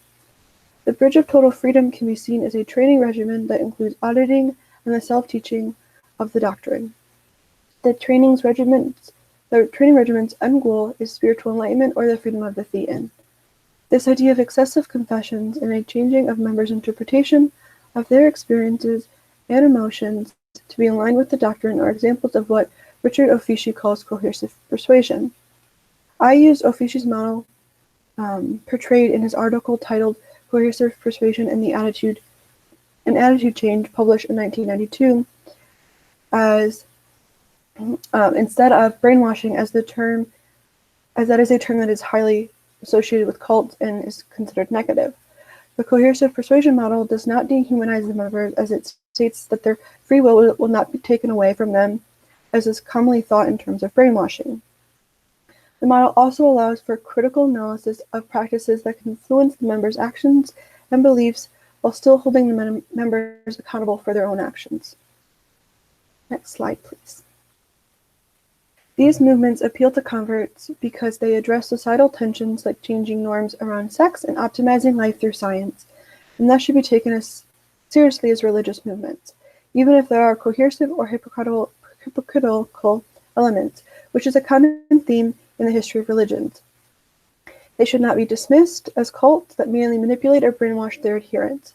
To dismiss them is to dismiss the societal tensions they seek to address. Next slide. It's just my works cited, and then the next slide after that. I'd like to thank my committee members, Dr. Hill and Dr. Chase, as well as the Elkin organizers for allowing me to present my research. And the next slide is just for questions. Thank you. Thank you so much, Desiree, for that really interesting presentation. To all of our attendees, please remember that questions should be entered into the chat, and do not unmute yourself. I will read the questions as time allows. Our first question is, wonderful presentation and project. Did the very visible recent media representations, which you mentioned, of these groups in particular present specific or unique challenges that your research had to overcome? I wouldn't say they presented unique challenges, but they were somewhat at the forefront of my mind as why I picked those groups, as they are kind of now put into the public eye. Scientology, there's also a documentary about Scientology that just came out on Hulu, or it's a series. That one takes a very critical analysis of it. So I thought it's important to talk about these groups. And I found it personally a little difficult to relate to them because of the negative things that I heard, but I also thought it was very important because of these negative portrayals to talk about them in an empathetic way.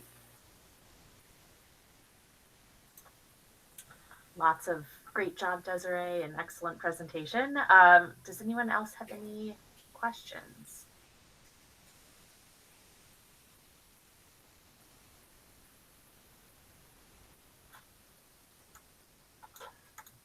Do you have any personal connections to an NRM?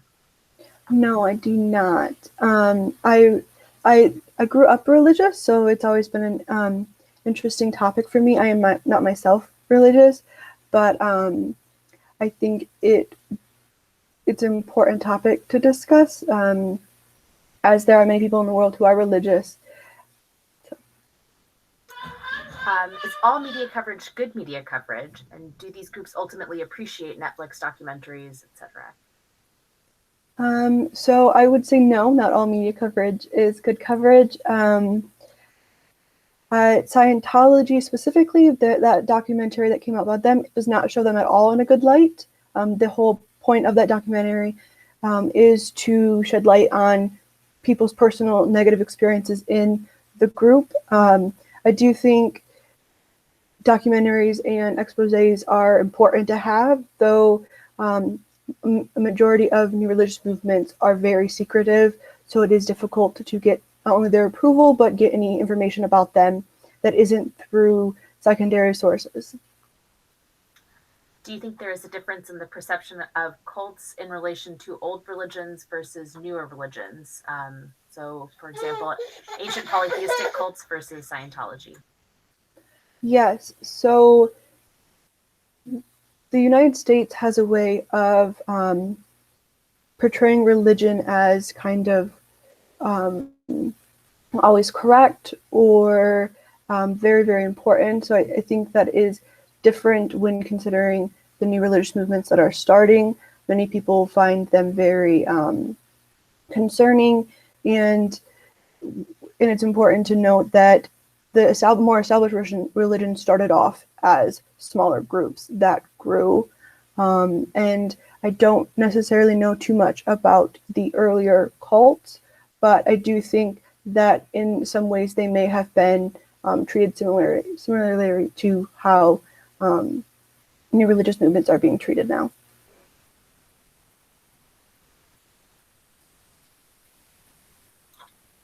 Have a couple more minutes if anyone else has any questions. There's one. Did you find that secretive or taboo elements of NRMs affected your research or made it harder to find information? Yes, extremely. So with Osho, he was very forward. With all of his information, it was a little difficult to find primary sources that I could get my hands on. But with Scientology, they are very secretive. Most stuff that you find from them has been like they have a lot of issues with people leaking their materials, and they have multiple times gone to court to stop people. So with them, it was very difficult to find source material, especially source material that I could find and I could authenticate that this actually did come from the leader or from their group.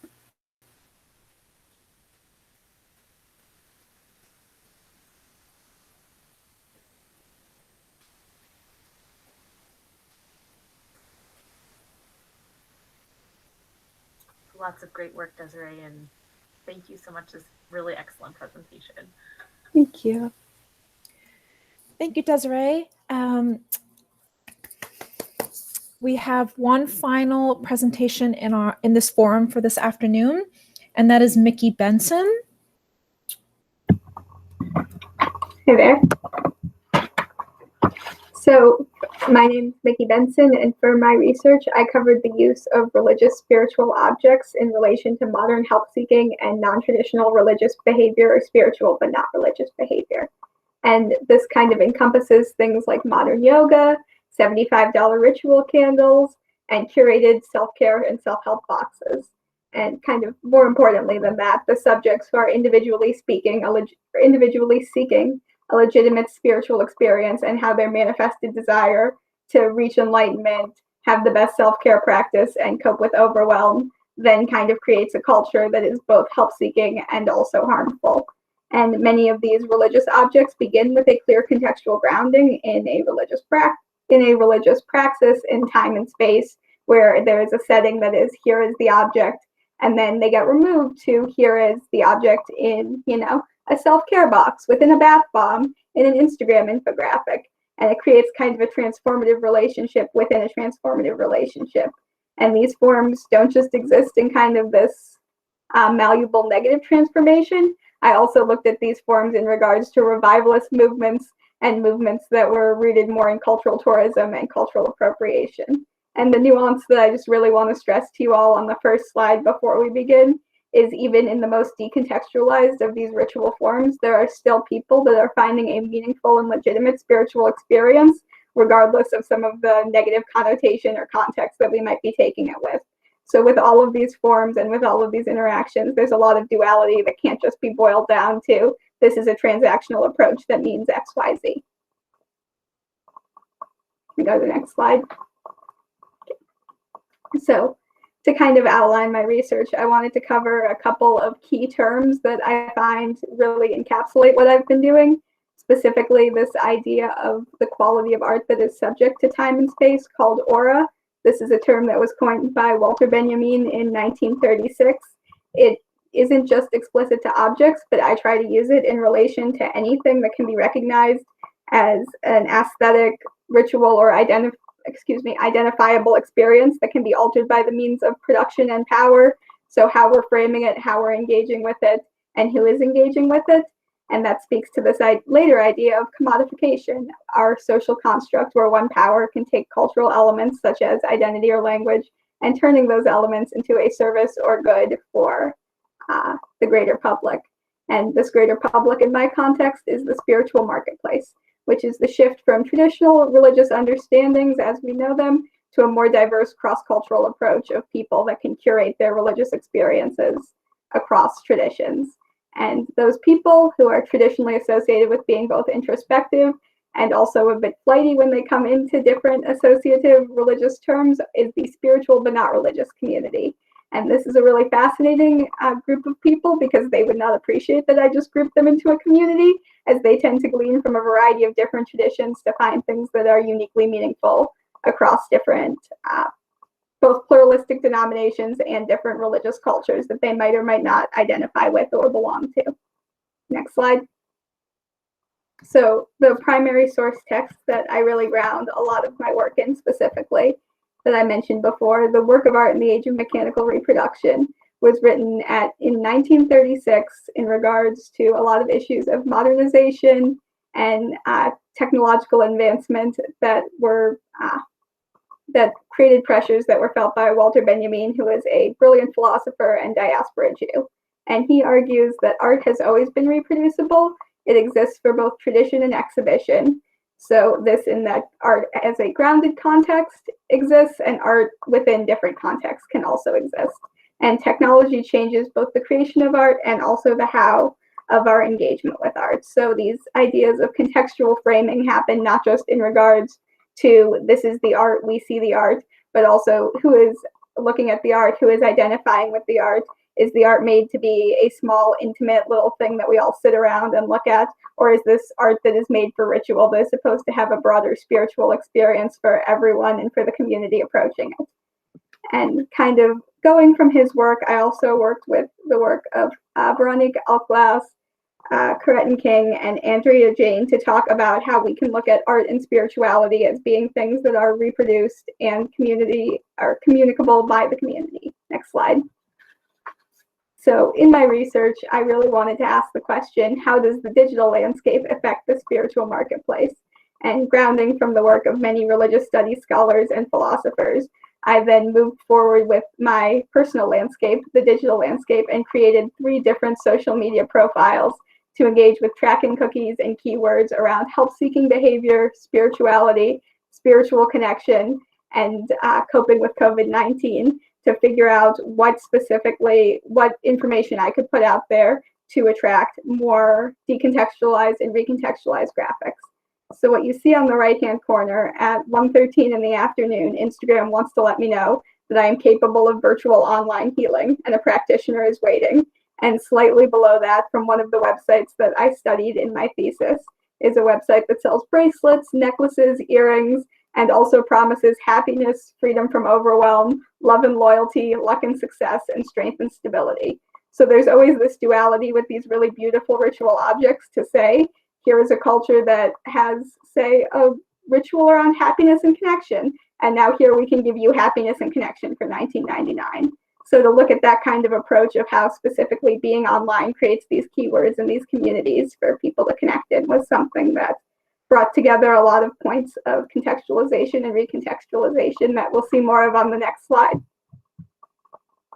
So to talk about this marketplace relationship, which is always a conversation both between the practitioners and those who are offering material.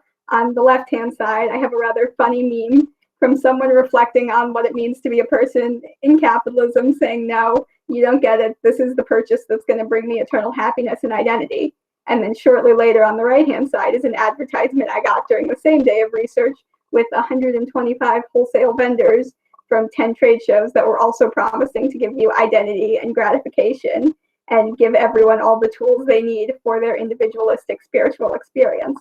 So this is something that can be both extremely powerful and also can create a very kind of bizarre relationship, as it's so focused on the individual that it often overtakes or circumvents the source culture, which we'll see on the next slide. So in regards to culture of origin, one thing that really comes up is this idea of erasure, as so many traditions have a degree of malleability and flexibility. I have specifically here from one of the other websites I studied that is talking about Shabbat, the Jewish Sabbath, and how nice it is to have a break from overwhelm and feel rested, and that they're going to do a workshop on Shabbat. They proceed to go on in this to say that you will get a set of 5 stones, none of which are traditionally associated or associated with modern Shabbat practices, but all of which play into this acrylic engraved grid that holds the magic of Shabbat and these intentions. As you can see, the mentioning of Judaism does not happen beyond the first line, but the disclaimer below promises that even though all items aren't from the civilization of focus, they're doing their best to reflect the civilization of origin. When it's not possible to do that, they are gathering items that are reflecting the energy of the civilization. So we have our commodified civilization, we have a degree of fetishization around who and what is playing into the objects, and we have completely bypassed what is relevant in the original civilization to reflect the energy or supposed aura in relation to it. So all of this kind of creates this repackaging of the belief where the original source voice is not only silent, but almost seen as irrelevant. And this is documented a lot in one of the texts I covered, Amanda Lucia's book, White Utopias, as well as a lot of different texts regarding specifically white spirituality seekers and the way they engage with spirituality. We'll pop to the next slide. So how I propose to talk about this framework, since there is so much duality within my thesis, is within the idea of pastel spirituality, where you can have the original, in this case, our little blue square. You can have engagement with external factors such as whiteness or outside cultures. And then you can either have, as in our first equation, you can have 4 new standalone practices that all interact either with assimilation, with outside pressures, and with all of these other engagement points. Or you have, within the second one, the original unaffected by outside factors remaining traditional, sharing contexts, or the outside factor being completely unaffected by the spiritual aura.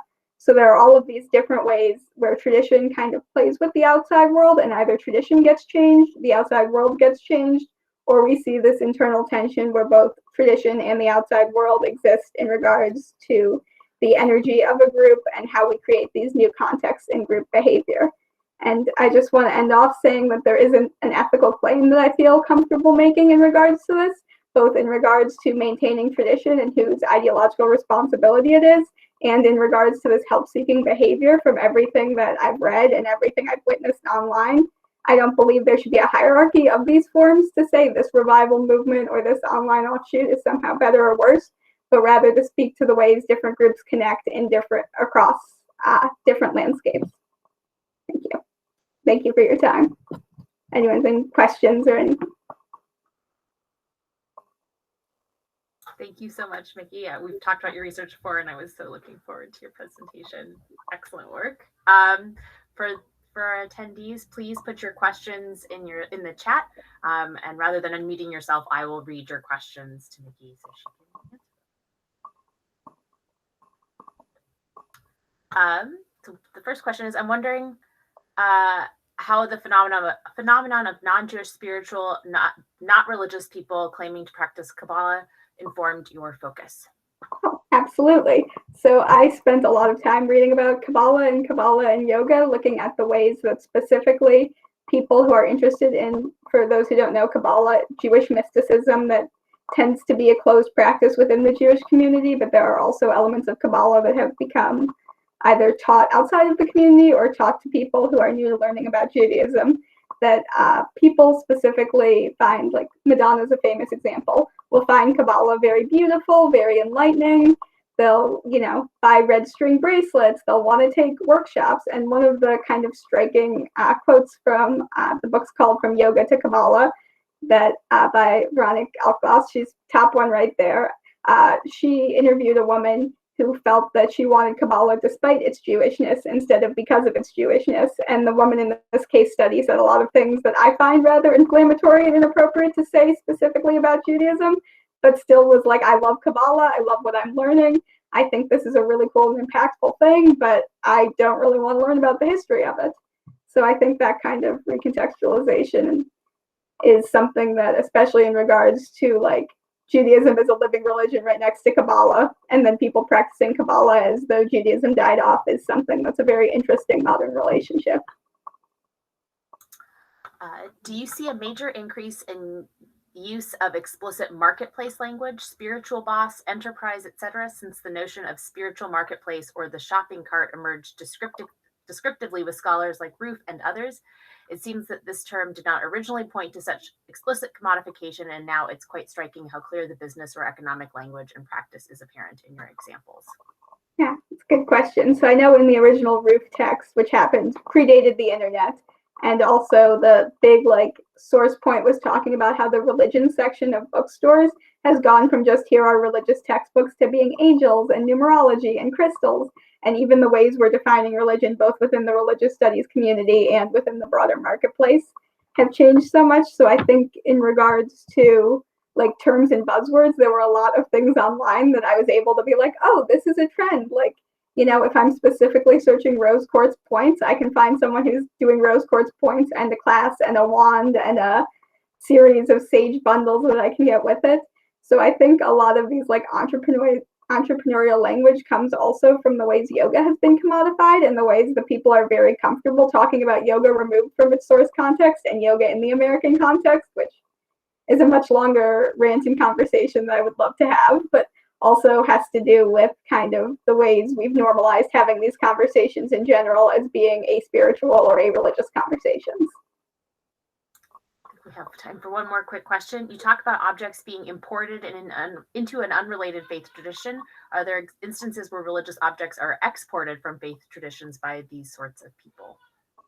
Good catch on words there, because I think it has to do more with cultural sharing of multiple traditions within a location will pick up symbols. An example of that being the evil eye is present in a lot of religious groups across the Levant and the Mediterranean, and also present in a lot of modern spirituality images that you'll see there's online discourse that really only exists online about who and what uses the evil eye, that does not exist to the same degree or at least that I've not observed to the same degree in in-person or academic literature in regards to who and what is claiming certain things. So I think the importing and exporting also has to do with other cultural factors and not who owns this or who does this. Thank you. Thank you so much, Mickey, for your wonderful presentation, and thank you for completing our afternoon. Thanks to all the presenters, and thank you for those who are attending and listening in. Have a lovely afternoon. Thank you.